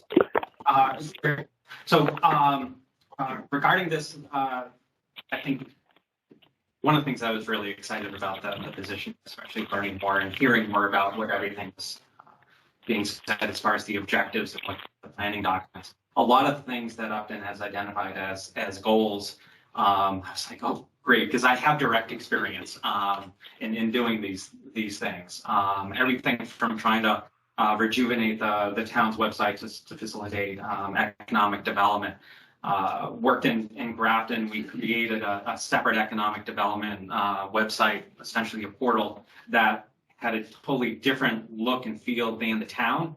But it allowed us to have a separate URL, graftonworks.com, something that was memorable, that was messageable, in order to start facilitating, relaying the message as far as what the town wants to do. Also looking at, it's very important for the town to understand what it has. I had worked to pull together fact sheets, one-page fact sheets on a property, whether it's town-owned, whether it's a larger industrial, because one of the things is the state is always looking for opportunities. They may have people that are working with mass development or mass office of business development that says this firm is looking for a building this big, a property this big. I could give a handout and say, here's the property, rather than sort of going around, do we have anything that fits that? It's so important to know what you have as a resource to take advantage and to get that first bite at the apple when someone's looking for things. Another thing is really leveraging town resources with town hall here, the community center diagonally across the street, and some of the fact that the town owns some very key pieces of real estate, leveraging that, working with not only the business community, but also with our state legislators to identify opportunities for MassWorks, for other programs. Now that everything's brought in under One Step for Growth program, it sort of makes some of those initial dialogues a lot easier. Working with the Blackstone Chamber of Commerce, making sure that you have a good relationship with them, because sometimes they hear, well, this company is looking at moving maybe they're constrained for space or looking to downsize. Having those relationships is important. From an economic development perspective, and this is where you've done a lot of the work, it's really just building off of the plans you've established, the work of the Economic Development Committee, to really just provide a little bit more energy. When I came into Grafton, one of the things that I was sort of tasked with was Grafton was viewed as not very business friendly. How to turn that around, make sure that people who are residents and business owners in town, if they don't view their own town as being that welcoming, they may have friends, they may have people that they know. How do you turn that perspective, that sort of look inward, to make sure that people know we're doing positive things? And if you do positive things, the outside world, outside of the borders of Upton, are going to notice. And so I think those are some of the things that I was successful in doing in Grafton that would be directly applicable here. It's stuff that I'm working on doing in Littleton as well, to try to take advantage of their location on Route 2 and 495, working with the state and a large developer on the redevelopment of a former IBM site into a large mixed-use development. Did sort of a similar project for the Wayland Town Center project, working with not only the property owner, but state officials to redevelop the old Polaroid site into a town center project. So from various sizes, have those resources, knowledge, and also, at least connections that if I don't know it right away, I know a good chance some of the people that maybe can point us in the right direction.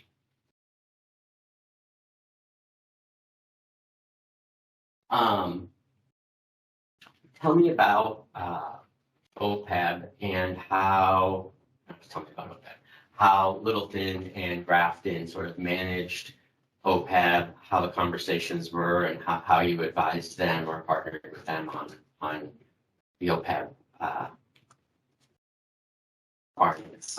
So at least I can speak more directly to how we handle it in Littleton, because that at least got to be a little bit more my wheelhouse. And in Grafton, I was a lot more focused on the economic development and those broader things. Yeah. But in Littleton, worked very closely with the finance committee and finance director, as well as the town treasurer, to make sure that one, we have set policies that are in place that the finance committee and select board had adopted that identify here's our OPEB policy.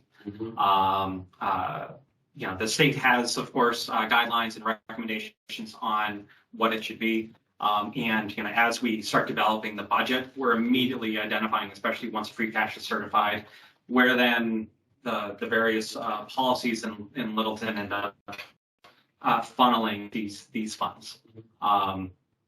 So fortunate enough that through the adoption of policies, really didn't have to worry about well, what should we do this year? Is basically, it's a formula. We just go ahead and do that. Because that long-term liability, something that it comes up during calls when we're going out for bonding.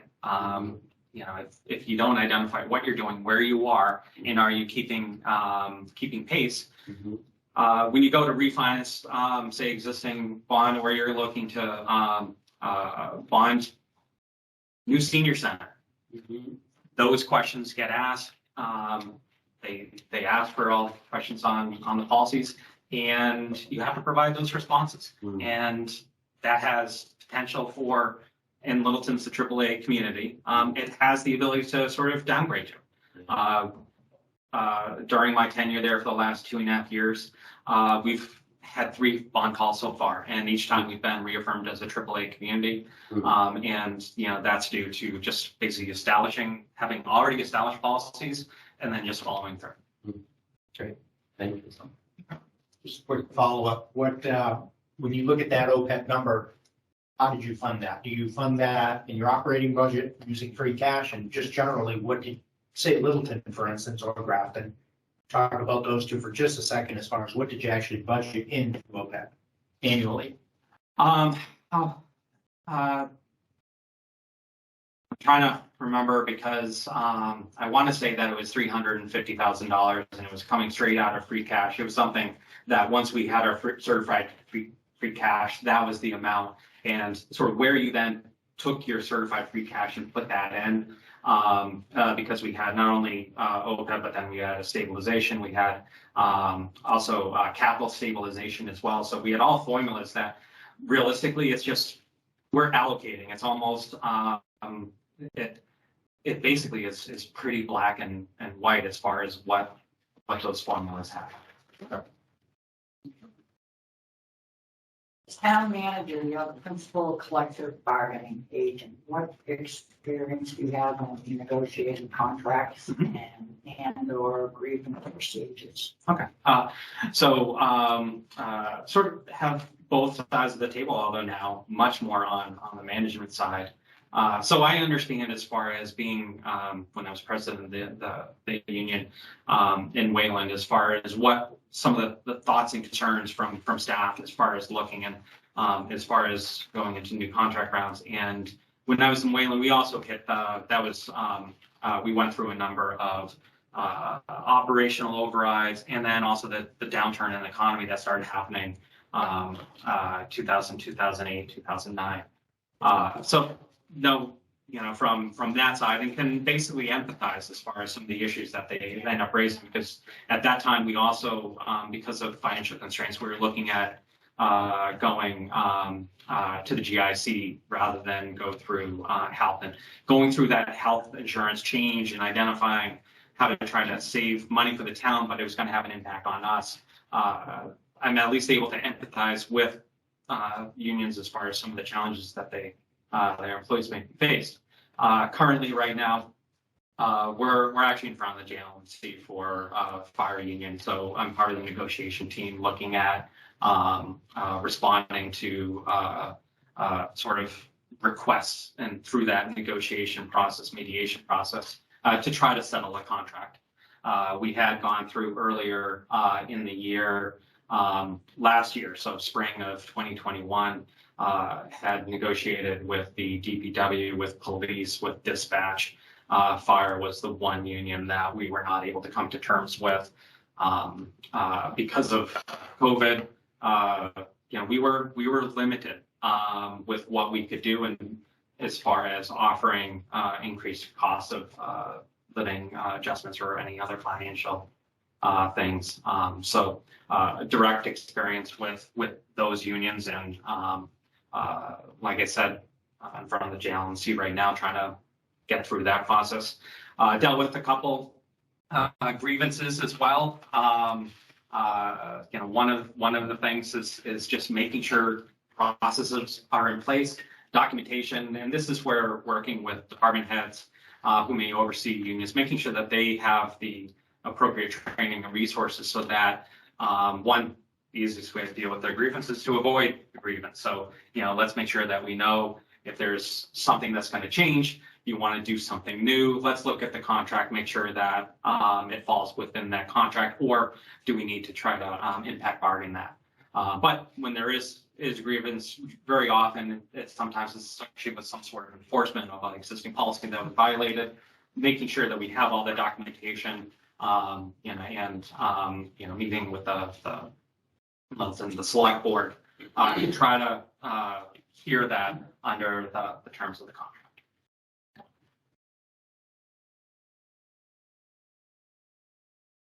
Tell us about your philosophy regarding working with the Board of Selectmen on a day-to-day basis, and also your approach towards the budgeting season and, say, a year operational calendar.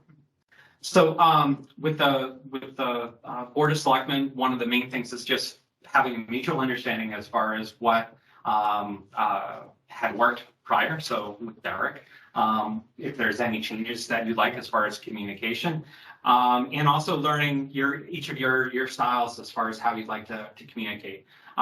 During my term in Littleton, I also was the interim town administrator for 5 months.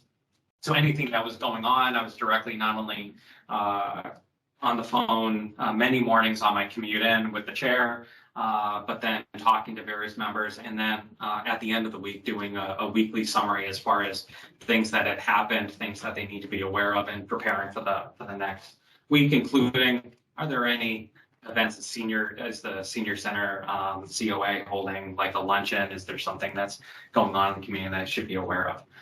So I have gone through that, and basically would be looking for communication back and forth between, say, the four of us on what works and what you'd like to see. Because some people, it's like just email's fine. Some they'd rather come in and stop in and talk. And I'm open to both. I've done both, and one of the main things is over my career, and that's not in the town administrator's or assistant town administrator's position. It's even when I was town planner, community development, I would have members come in or just call, get updates. I have a lot of experience just supporting boards and communicating. So I have, a good history as far as trying to maintain communication and keep board members updated. And I'm sorry, there may have been another, if you can just repeat the other part of that question. These are compound questions. I'm kind of plugging a second part. Budget calendar. Okay, Talking that's about a yearly, again, we're talking about budgeting, so let's just, or I was talking about communication with the board, so how do you foresee a fiscal calendar? So I'm going to go ahead and make an assumption that there's already an existing calendar that Upton has sort of adopted or followed. So within Littleton, we have financial policy that then identifies all the different dates and deliverables as far as when we start those conversations. When say the finance director and town administrator start putting together a guidance statement as budgets start developing. Budgets are entirely circular in nature. Right when you finish, you're then evaluating and then planning and estimating for the next budget cycle. Gets really frustrating when you're like, okay, we just proposed the FY23 budget, town meeting's 2 weeks away. What are we looking at for FY24? What are some of the pressing things? School departments, what are you looking at? Okay, you were fine here, but next year, are you looking for something else? And that's where it's important to have some form of 5-year revenue projections, just so that you can keep in conversation, because it's not one of those things that, okay, it's January 1st, now let's start working on it. It really is a year-long endeavor. It's tracking expenses, it's working with finance to do a level of analysis. Where are we with tax collection? Where are we with expenditures? Snow and ice. Know that at your last meeting on the 31st, you were discussing now with the finance committee. So it requires a close working relationship, and something that in Littleton I worked very closely with. We had one finance director. She then left, and now with the new finance director, worked very closely with both of them to try to not only prepare the budget and also for the warrant, because even up until I literally sent the warrant to the warrant report to the printer, and I get the proof back, and I get an email from finance, don't kill me, we need to make these changes. So we caught it just as it was approved. Thankfully, otherwise it just would have been an amended handout at town meeting. And then also making sure that there's those opportunities to provide those updates to the board, both in a public setting, making sure that the public residents are aware. There's a lot that goes into government, and one of the things I've always thought I did well was relay information processes transparently, utilizing the website, providing information for the board. If you go on to Littleton's website, the select board You look under their agendas, you'll see meeting packets, put together all the supportive information, put together control sheets that identify the action that's being recommended, including a recommended motion, and then some supportive information so that not only does the board have the information, but also the residents know exactly what's being discussed. Very good. We had a selectmen meeting a few weeks ago, and there were 130 people that joined. I saw it. You saw it? Oh, Yes. good. So you know the one I'm referring to. Yes. And as you saw, there was some initial upfront discussion because there was an agenda item that was sort of in the part of the agenda that was labeled as no public comment. But there was a public comment at the beginning, and so there was this discussion amongst the board members of, let's talk about it later, let's talk about it now, and there was sort of this inconsistency, and someone was asking difficult questions about it and sort of leaning into those questions, and so there was this funny dynamic. In that type of a situation, what do you see the role as the town manager being, and how would you have handled that? So I think a lot of things end up coming down to when you're preparing an agenda, just thinking through what could happen, what are some of the scenarios, and you know, especially knowing that in that instance it was a discussion about putting this on the warrant. That okay, this should be pretty straight and dry. Is this the language you want to put on the warrant? Yes. Okay. Next topic. But knowing the sort of emotions around the 40B on Mechanic Street, and you know, those are things that yeah, it's. I think some of my planning experience, sort of having a feel for what is going to draw the crowd, what's going to get emotions, maybe a benefit to sort of think through, like, how do we want to run this? And not only when I was interim, but even now as assistant, the town administrator and I will talk to the chair and say, I think this is going to be a problem. You know, here's maybe how you want to run it, or at least just to be aware. You know, it gets to be challenging. You know, where is that line? You know, where do you then decide? You know what, we really should just schedule a special meeting to discuss this. I think that's where the packets, the way that we do the packets in Littleton, which quite frankly I've not seen any community do it. Throughout being a town planner, I always would write a letter. Here's all the agenda items, and it's just basically 2 or 3 page letters saying here are things that the board would want to. Here's some background information, possible motion, but also by having that information out, it may be more easily clear to people participating. Like, this is just this, and I do believe that is important for not only officials, appointed officials, but also elected officials to basically be able to tell what the temperature of the room.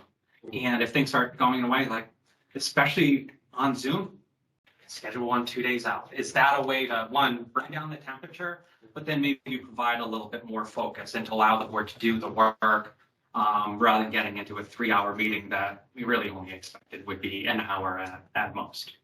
So, Awesome. Good. Thanks. Can you describe the relationship you have with the school, especially during the budget process, and how to help them along to get in line with the timeline that you set for? It comes down to, and this is something that we do, thankfully in Littleton, the school administration is in the exact same building. So that we can just go right across. We can go right across the hall and communicate. I mean, it basically is just establishing a good working relationship with not only the school district, but also, you know, Blackstone Valley Tech needs to know these things as well. And making sure that, you know, it's in no one's interest to have conflict, to have all of a sudden, and I actually had experienced this myself when I started in Littleton, in Stoughton. New town planner, I was only there like 3 months just before town meeting, but then they were scheduling layoffs. Representative town meeting, they said amendment on the town meeting floor, let's transfer the $70,000 from the town planner's budget over to the school department. And just created all this hassle and, thankfully it was shot down because that would have been an extremely short tenure. But it would have been explained. I could have explained that. But, to that sense of community, we're here to not only enjoy life, but also to educate our kids and to have school and town on the same page. That ultimately is our goal. It helps with then establishing a budget and making sure that residents sort of see where that communication is and making sure that it's transparent. I've been fortunate, had a good working relationship with superintendent in Littleton. When I was interim, we had a special town meeting in October of 2020, communicating with the finance director and also superintendent. We saw where our revenues were tracking. We predicted very conservatively. We found that our tax collection was a lot higher than what we thought it was going to be. March of 2020, no one knew what was going to happen. So we were able to then work with school as well as town to actually fund, because we realized it wasn't going to be as bad as we thought, fund some positions both on the school side and on the town side that we thought were we could not afford when we developed a revised budget. So making sure that you have those lines of communication, that finance, administration, select board, board of selectmen, and school committee are all on the same page and find ways to facilitate that communication. Got time for one more go around? Sure. All right. Tell us, how would you engage the community on controversial issues?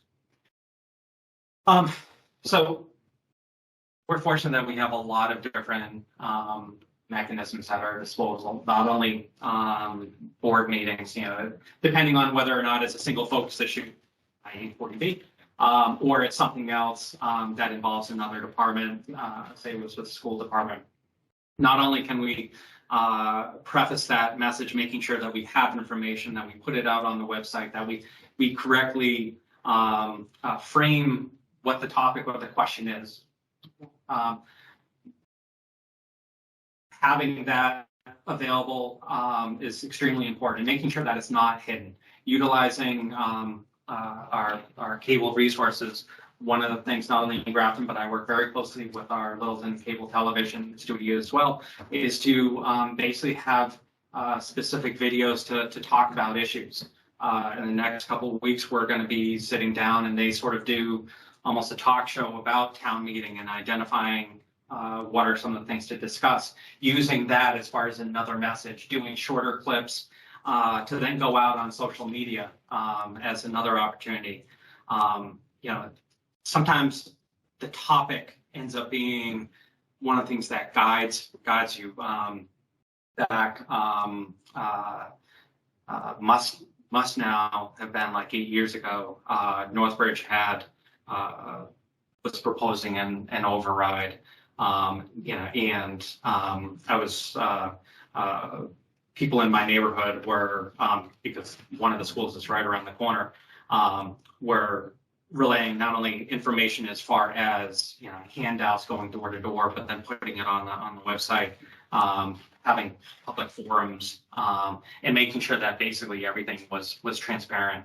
As a parent who working for a town, very often I hardly could attend my own town meetings in Northbridge because I was either in Grafton or I was in Weston. If I'm here, probably here. So I didn't get to focus on that, and I was able to sort of see it from the typical resident's perspective, like what is effective. I've over my career had a lot of controversial development projects that we held forums, we put out surveys, we try to frame it. In fact, that Wayland Town Center project, as we were going through, because it was controversial, we failed at town meeting the first time. We were up until 3 o'clock in the morning with the planning board report on that article, the planning board voted against it. So of course it wasn't going to pass. Election comes in after that. 2 members are off the board because it's controversial. New members come in, and we're back in front of town meeting 6 months later, and it passes. So one thing controversial, if it is something like a operational override or something else that maybe the town does want, one, don't give up. Just because it fails does not mean that it necessarily wasn't bad. You may have to reframe it. You have to remessage it.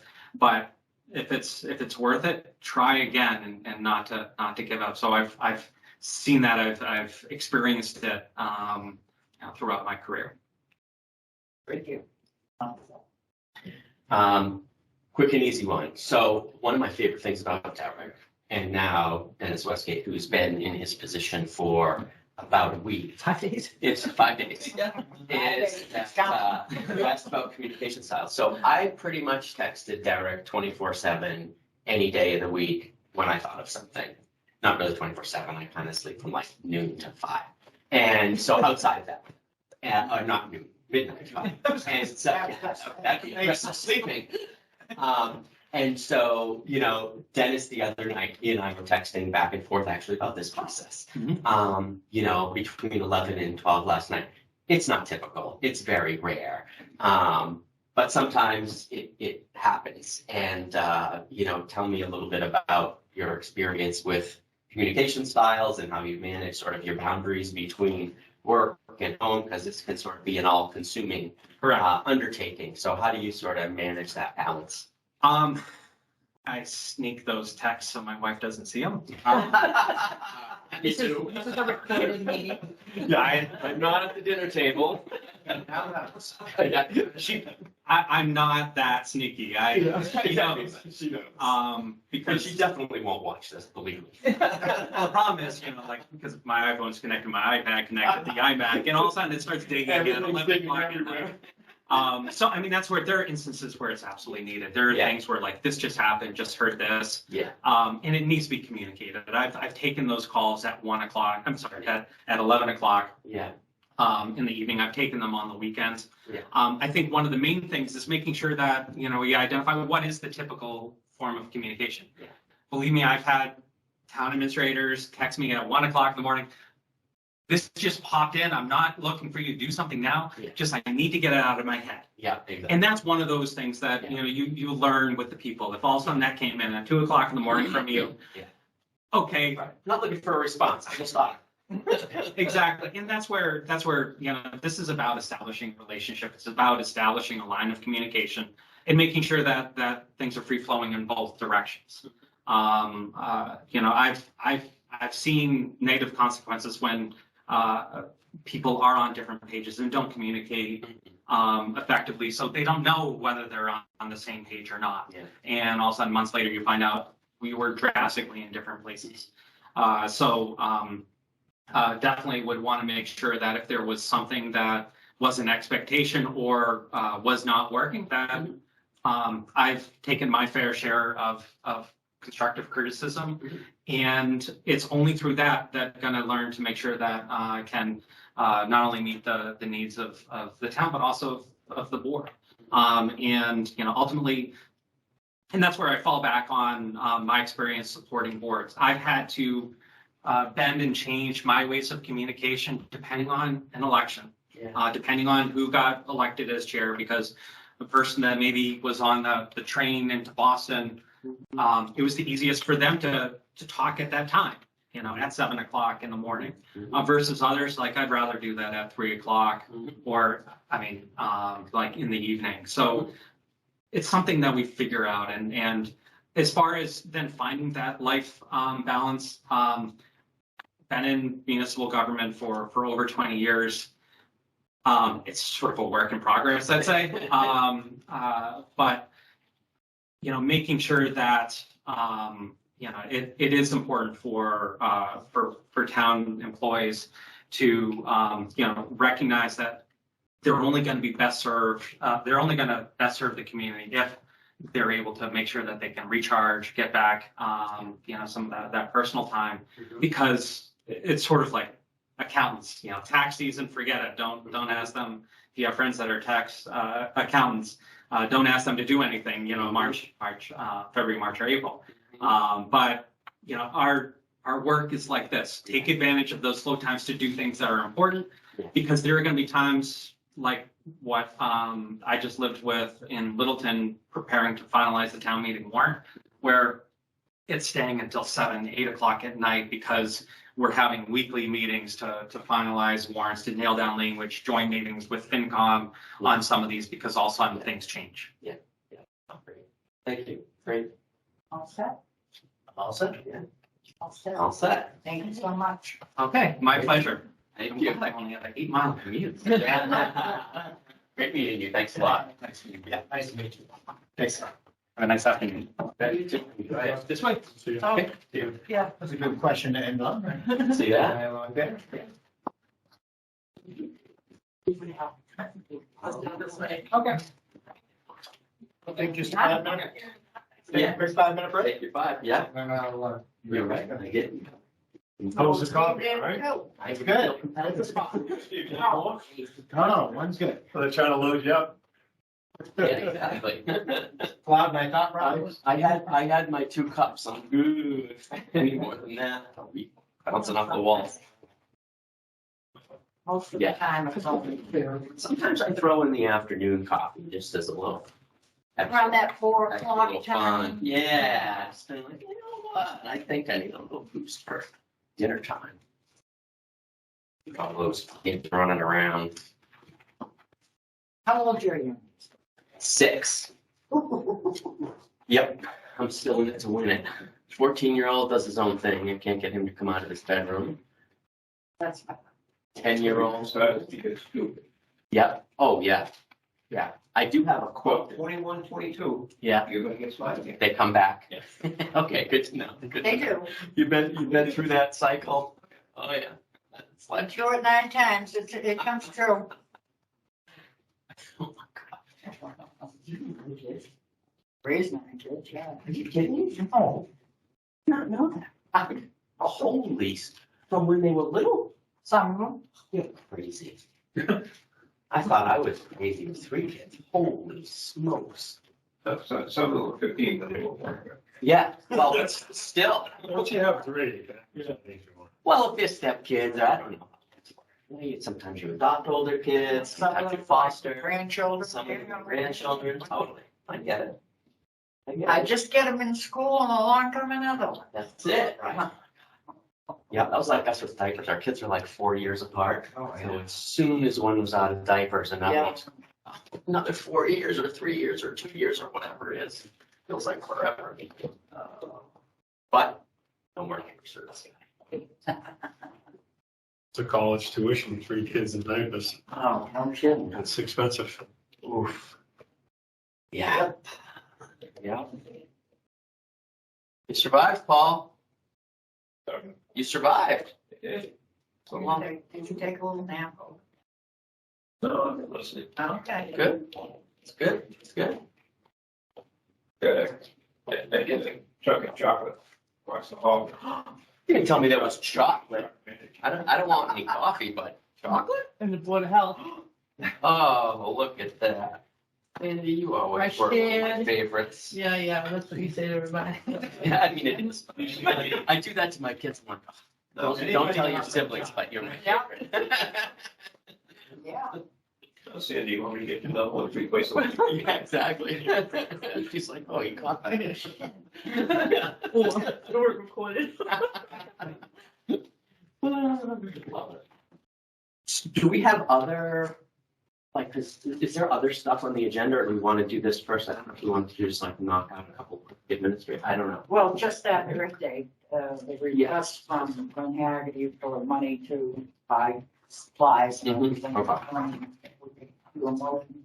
Yeah, I don't have my agenda up just yet. Well, I thought I would. In your notebook. Yes, I do see that. I just didn't know how the format of it was as far as time. Do we have her plug in at a particular time or just? No, she just sent, I asked her to just send in a letter and she would take it up at this meeting. Okay. I do have it. She didn't have enough. Yeah, that's the only other thing on the agenda, so we're just heading this out and then you can get into our discussion. I just have to find it. Yeah, Sandy, what, if the $500, what account would that come out of? Beautification, I hope. Is it beautification? Okay. I would assume we have an abundance in that budget line, right? As far as. Well, actually, not as much as we used to. I think it's around probably 60 or 70-ish. Okay. Don't know. Where's Derek? Let's be honest. I think we have 500. I think we've got, $500? no, I'm teasing with Oh. with the request. I think we're good. Oh, but yes. Okay. We do have 500 in whatever account. We have enough to cover. Yeah. Can we have a motion to fund the request? Sure. I will make a motion that we expend out of the Rustine, is it the Dalton Rustine Beautification Fund? No, Beautification. Just beautification. Oliver Steen. I understand, yes, thank you. The Oliver Steen Beautification Fund to fund the Earth Day cleanup as presented in front of us, and I believe the amount is $500. I second the motion. Stephen McCully and I. Sign the flag. Maureen, one I.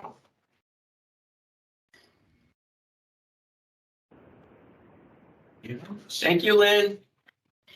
Thank you all. I really appreciate it. I believe Sasha is, Marcella is on the line. We needed a little bit more funds. If you could recognize her, we'll be really brief. And I thank you, and I'm all done. Thank you. You may want to also take a moment to maybe just mention the date of the event. It's the Earth Day cleanup. What is the date of the event? And then Marcella, you can tell us what the new amount is. Okay, so the date of the event is April 23rd, starting at 9 o'clock in the morning. To pick up supplies, we're going to have information on ticks. We're going to have lots of information and the bags and now the gloves and the pickers, which I really appreciate. And the Land Stewardship Committee, which Marcella is going to speak to you about, are also doing a cleanup in the waterways. So I'll turn it over to her, but everybody can find the information on the town website. And thank you again for your time. Thank you, Lynn.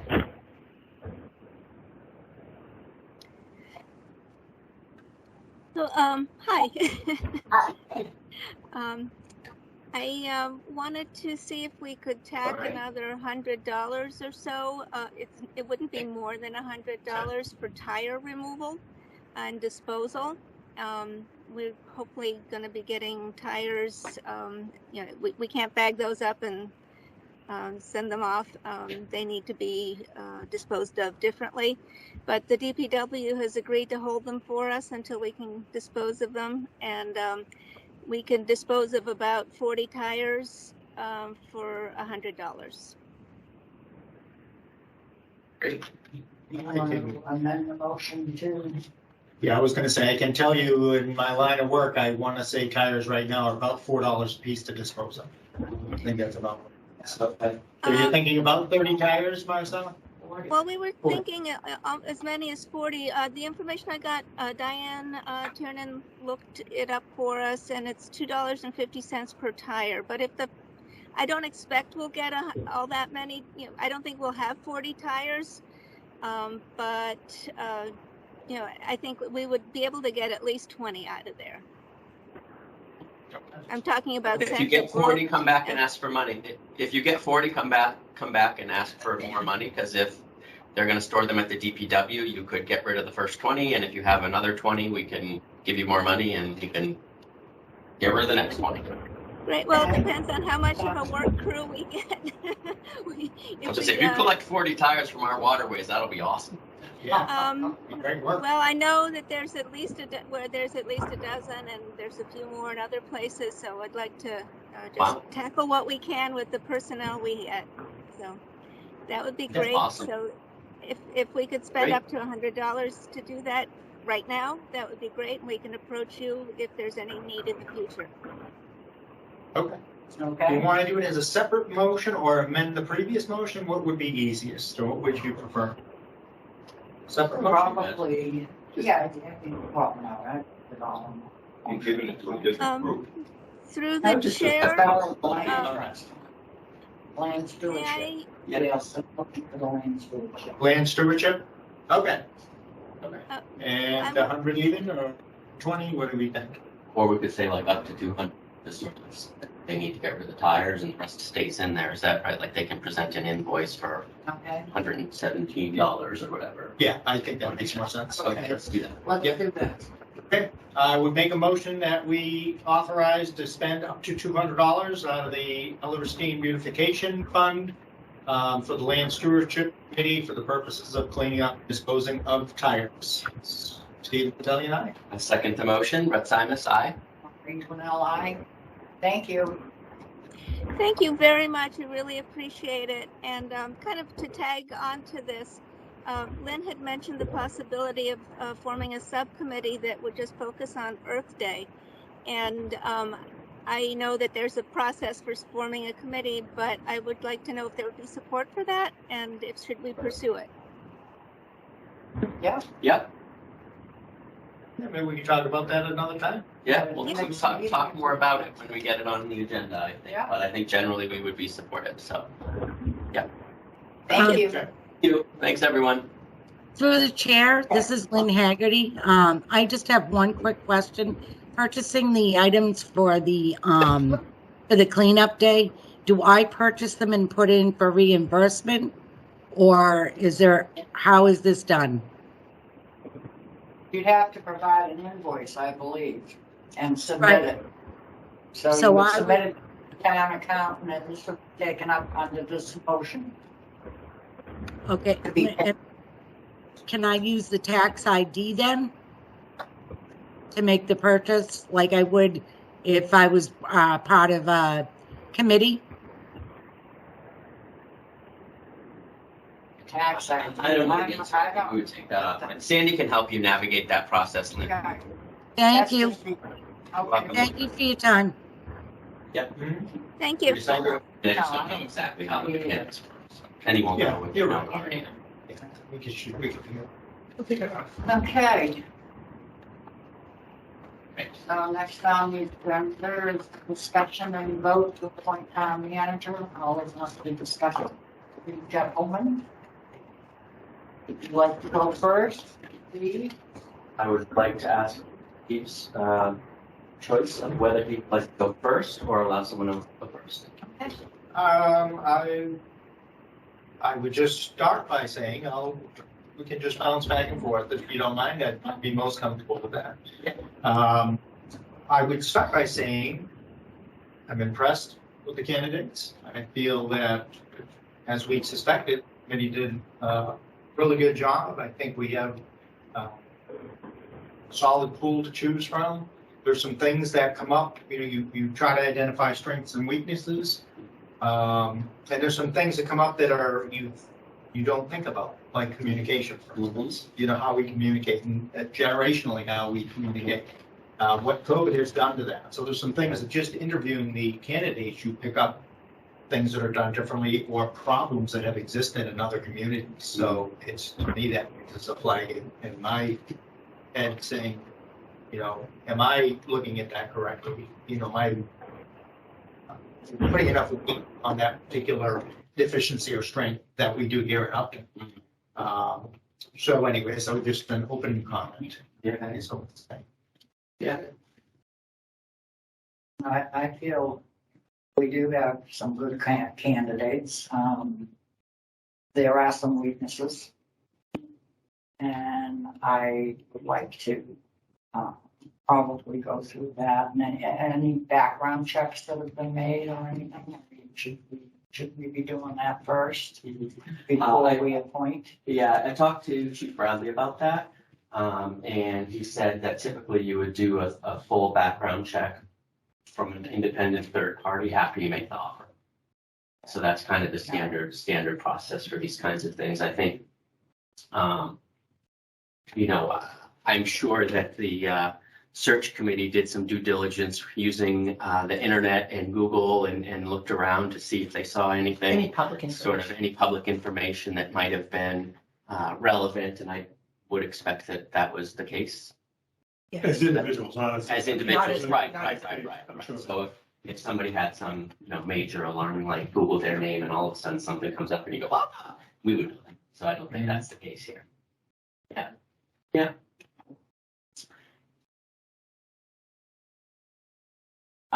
So my take is on the three different candidates. I agree, great candidates, clearly various levels of expertise, of experience, and I'm compelled to sort of right. I think this is what we're here to do, right? Is essentially stack rank them, right, and sort of look at them in different ways. And the way I can summarize it, and this is just the way my brain works, so I have to excuse the analogy, but it's a little bit like Goldilocks, right? I felt like Ryan was a little hot, Caitlin was a little cool, and Joseph is just right. And what I mean by that, let me elaborate. What I mean by that is, Ryan is so intelligent, so articulate, so thoughtful, says every single right thing, knows all the answers, clearly researched this town, just remarkably, right? And you can just see that that's the way his mind works. He consumes information, he's analytical, he digests information. He does that not only with numbers, but you can tell he does it sort of socially and interpersonally based on the types of responses he gave to various questions and nuances and how we talked about dealing with people. And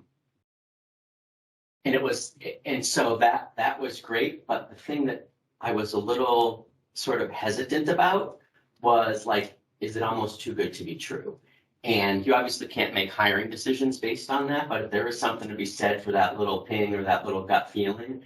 And that combined with the fact that he's been in a couple of his most recent roles for just a couple of years, if you're that good, you would get beyond one contract. If you're that good, you wouldn't leave in the middle of a contract, right? So it feels like there's something there that causes pause.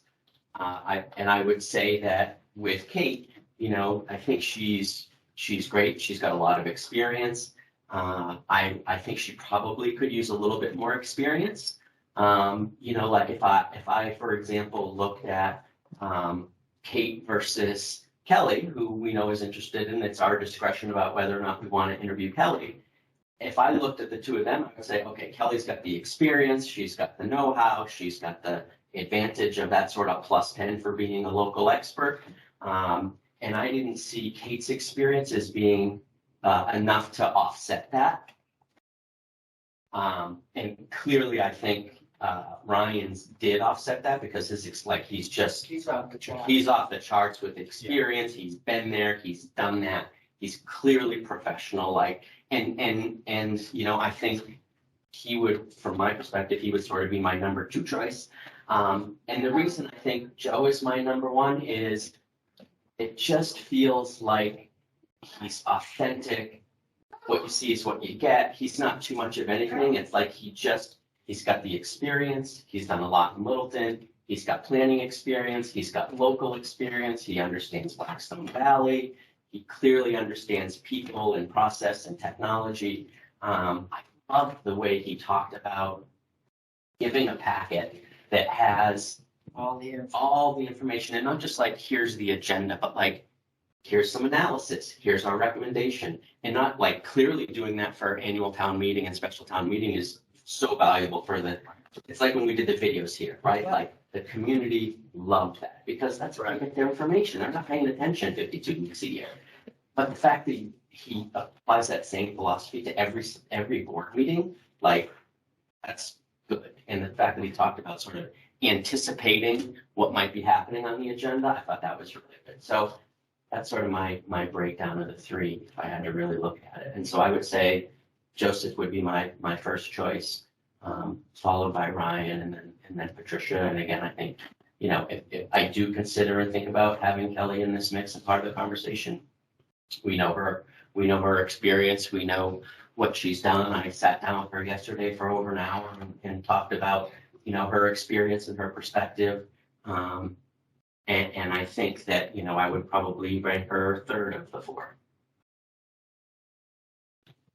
I would agree. I thought, Ryan had a little too much experience to be where he is right now, leaving Boxwood, having a contract not renewed. I think it was only 6 months and when July of 21 to January of 22.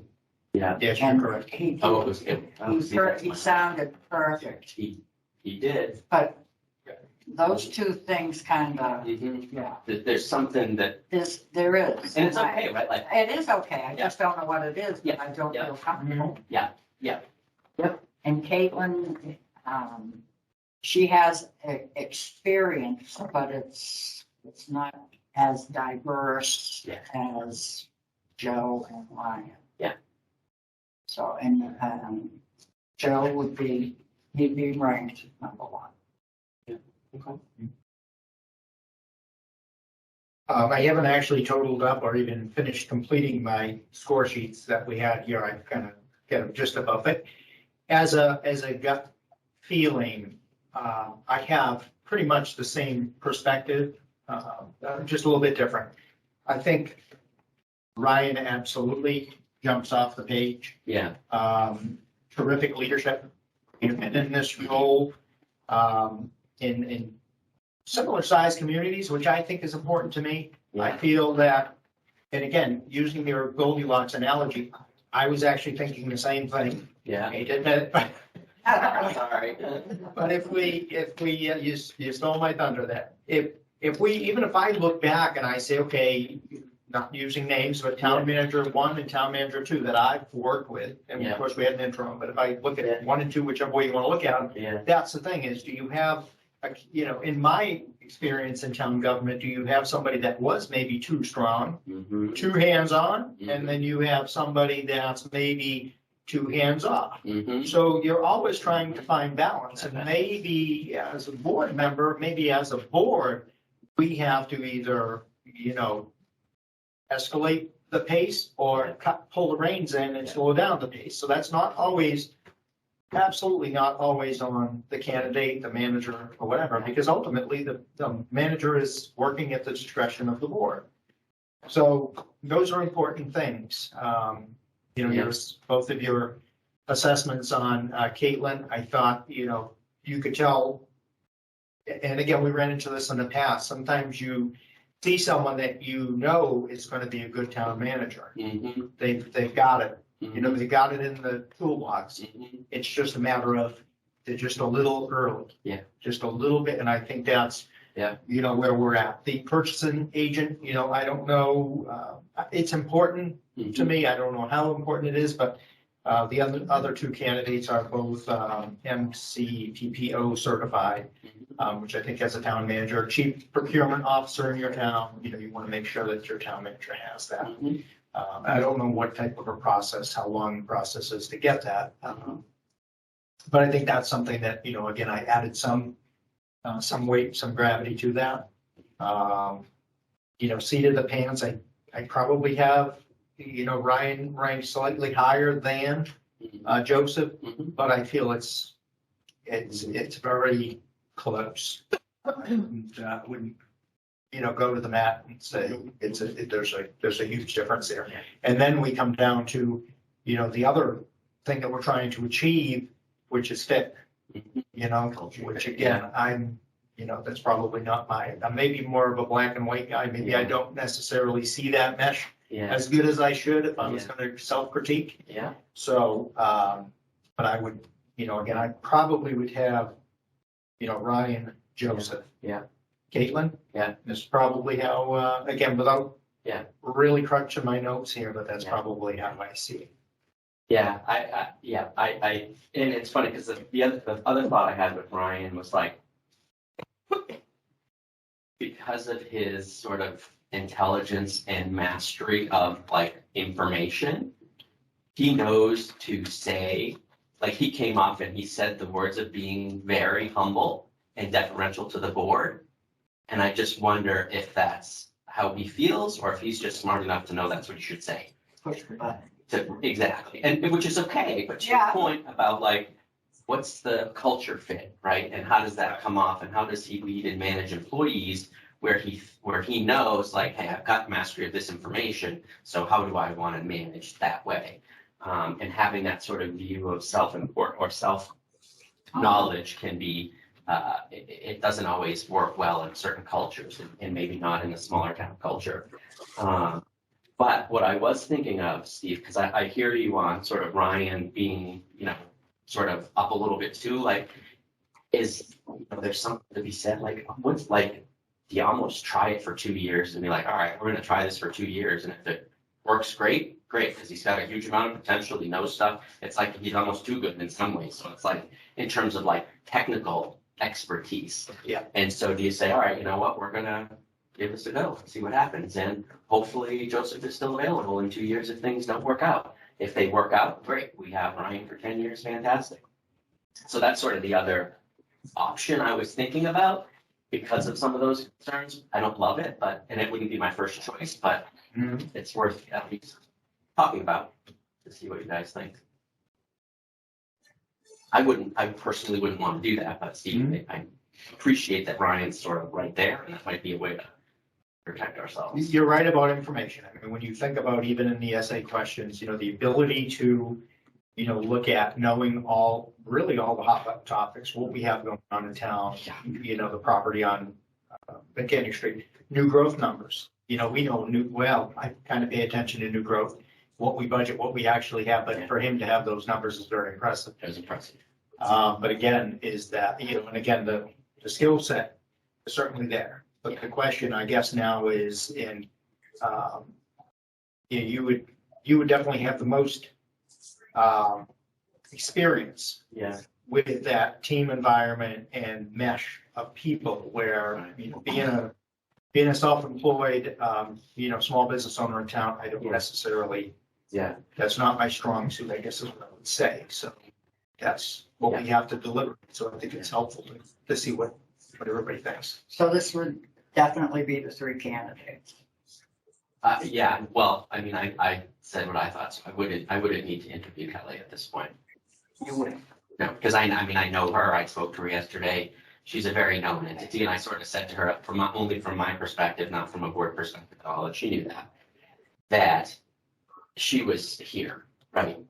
We know her. She's here on my shoulder, like saying what she does, talking about her history, talking about her 21 years. We're sitting in the building that she played a key role in sort of developing, all the work that she's done in town, all the behind the scenes work with what she's done for all the town meetings, even just over the past couple of years and things I've seen directly and indirectly. The letters we got, right? Like clearly she's got something, right? And so for me personally, I don't need to interview her because I feel like I already know her sufficiently and I've seen the folks that we interviewed today. And I feel like that even if I personally interviewed Kelly directly, it wouldn't change my recommendation. Same way. I'm a process guy. And I feel that, we have followed the game plan, what has been outlined. And I have respect for the work that was already done. So now now I look at it as, maybe this is gonna sound out insensitive or whatever, but are we then second guessing? Again, my intention actually was the same thing. I just ran out of time this week. Unfortunately, it happened to be a busy week, but my intention was to come to town, kind of address, as a person, as a person outside of the selectmen. Friend, I know, colleague, person, totally. I know the people that are, I know the people that are signing that letter. I've known them for 20 plus years. Yeah. So I feel like I owe that Yeah. as a person and a selectman. I owe that to come down here and sit down and really talk and talk about goals, objectives, what we're doing right, what we're doing wrong. Yeah. But I guess ultimately the question is, do I want to redirect the process? Ultimately is what you're asking me. And if I saw 3-week candidates, or I saw a whole lot to be determined, or if I saw, I'll put it this way. If I saw 2 candidates, using, again, your analogy, if I saw 2 candidates here that I said, boy, our internals far superior, then I'd say, you know what, absolutely, maybe we're missing something. Yep. But again, I'm glad you brought up the process too, because I didn't address that, but clearly, and that was partly at the beginning and right when I said, right, they've done thousands of interviews and like this is their business. And to your point, right, like the people that are in that committee are better at this than I am, certainly, and have more expertise in it than I do. So I do trust the process and have deference and to that, their expertise and recommendations. Interesting, you said like sort of my experience with hiring and culture and things like that. The way I would describe Brian and Joseph is if I were hiring somebody to work with and it was me and one person, I would hire Ryan all day because he's like smarter than I am with a lot of this stuff in terms of his ability to grasp and learn. Like we could have that sort of dynamic and that collaborative spirit and learning and just sort of revving off each other. But right, Joseph is somebody that I feel like I can do that with, but also feel like we'll be able to get people here and the employees and the staff and have that sense of sort of leadership of people that I feel is important to. As far as, do you also see that as far as a community being received, not only within town hall, but being received within the community? Yeah. Obviously now we have more and more people, looks like about 20 people maybe, have logged in. So more and more people are listening to our deliberation. Do you think that also that's the better fit within town hall and within the community? It's in the community, yeah. Because, right, he has that local experience, right? It's like, he's a Blackstone Valley guy, right? He lives in Whitensville, he worked in Grafton, his heart is here, right? Like, we love this area and he loves this area. So I think from a community perspective, there's some of that, like, if you've lived in town for generations or for 30 or 40 years, you're like, okay, I get it. He probably gets it. He's got a good vibe, and so I do think that it's good for the community too. I think it would be a really good fit. I'll just interject quickly. When someone tells you their commute is 42 minutes, not 40 or 45. I did like that. Other commute is 37 minutes, not 35 or 40. I'm a numbers guy. I was like, I knew he was speaking your language with that. If he busted out those budget numbers to like the second digit, I was going to be like, oh man. Yeah, no, I knew you. Not 30 million, 30,459,991. That's what I'm looking for. Loved it. That's why I get that. Yeah. So are you prepared to vote? Well, let me just think if there's anything that I feel we need to, is there anything we haven't touched upon? Is there any other deliberation do you want to, let's see, so, strengths, weaknesses? I guess I would just volley back and say, do we see anything with regard to Ryan or Joseph that we feel they're lacking? We talked about strengths, weaknesses. Do we see anything that we feel is a weakness? We know The again. only thing I can go back on is just the length of time he was in Boxborough and Wenham. There's just something there. Mm-hmm. Yeah, and I mean, I sort of talked about my feeling about Ryan, and so I'm trying to think with Joseph. One of the things he said was, two things. One, so he's clearly got a strong planning background, and that's both a pro and a con, right? So it's like he's got a great planning background, but that means he doesn't have some other type of experience. But he talked about the town needing to think more strategically And so in some ways, I think he's right. In other ways, it made me feel like he's sort of coming in with a preconceived notion of where we are and what we're doing without truly understanding, because maybe we do think very strategically, and he doesn't necessarily see that from the outside looking in. So I thought that was a little like, okay, that there's a probably more nuanced way to handle that type of perspective. The other question when he was talking about economic development was, he said, you know, why do we want folks to go to Westboro to spend their money if, you know, we could have them spend their money here, right? And I feel like Ryan was a little more nuanced, because he was sort of like, what does the town want? What does the community want? What are the goals? What are the priorities, right? So, because the reality is maybe we want people to go to Westboro to spend their money because we don't want to have Route 9 in Upton. We don't want 140 to be Route 9. So that's why. And it's a strategic decision to not develop in that way. We want commercial development, but I think, right, Brian said this, we want the right kind of commercial development. Right? So it was so I think that was the humility that came through in Ryan's words, was like, I'm going to absorb what's here. And I think Joseph comes in with a little bit of a stronger like sense of, okay, I have a view and I'm going to bring that to town, which isn't bad. But I'd say if I was looking at strengths and weaknesses, that was probably one area that I would want to coach him on. See that as a weakness. That's an interesting perspective. I mean, I think Upton is, yeah, I didn't pick up on that. I was kind of thinking Upton's so weak in commercial and business. I mean, we're 2.5%, 3%, another 2.5% personal property.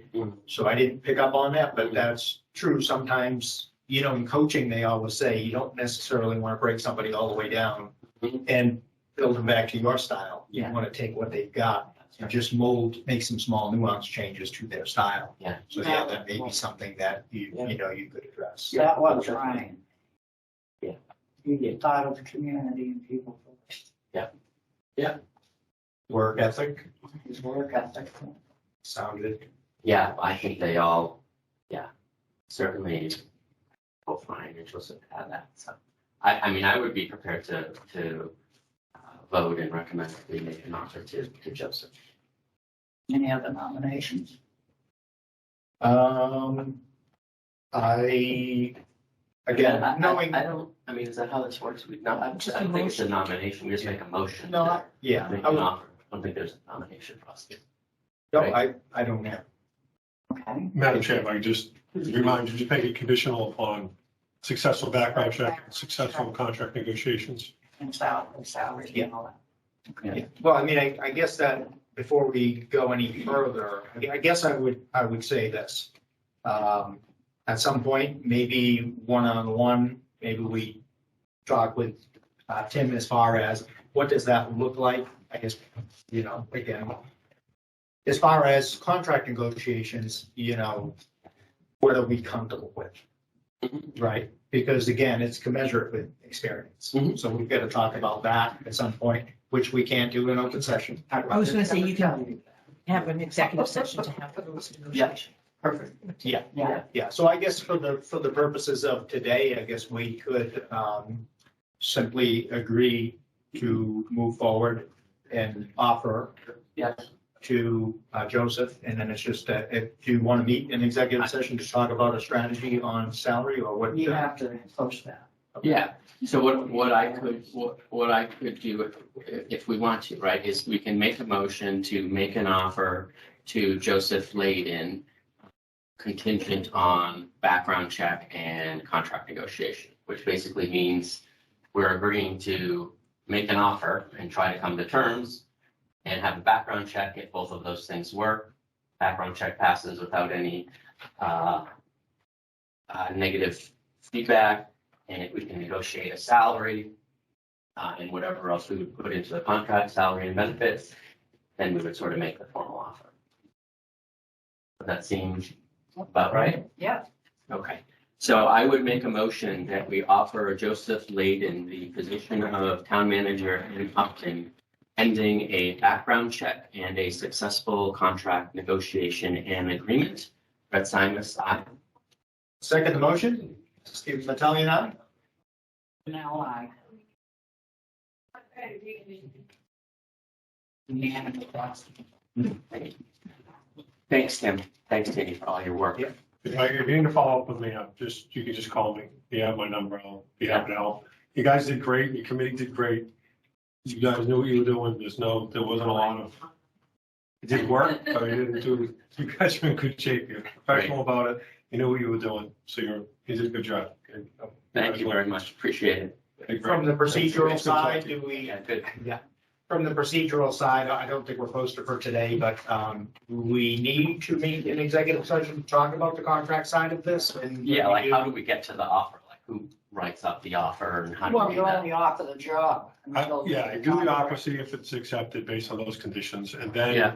you'll take Derek's contract you have now, use it Yeah. as a template. Yeah, I'm sure legal counsel might have helped you with that Yeah. process. yeah, But there's some detail in there. It's probably an ICMA, International City Management Association contract Mhm. template Mhm. that you revise to meet your needs, or they'll counter with I it. got it. I can send you his contract, you think Got of it. comments, you think about it, and then do you want to set a date for executive session now? You might as well.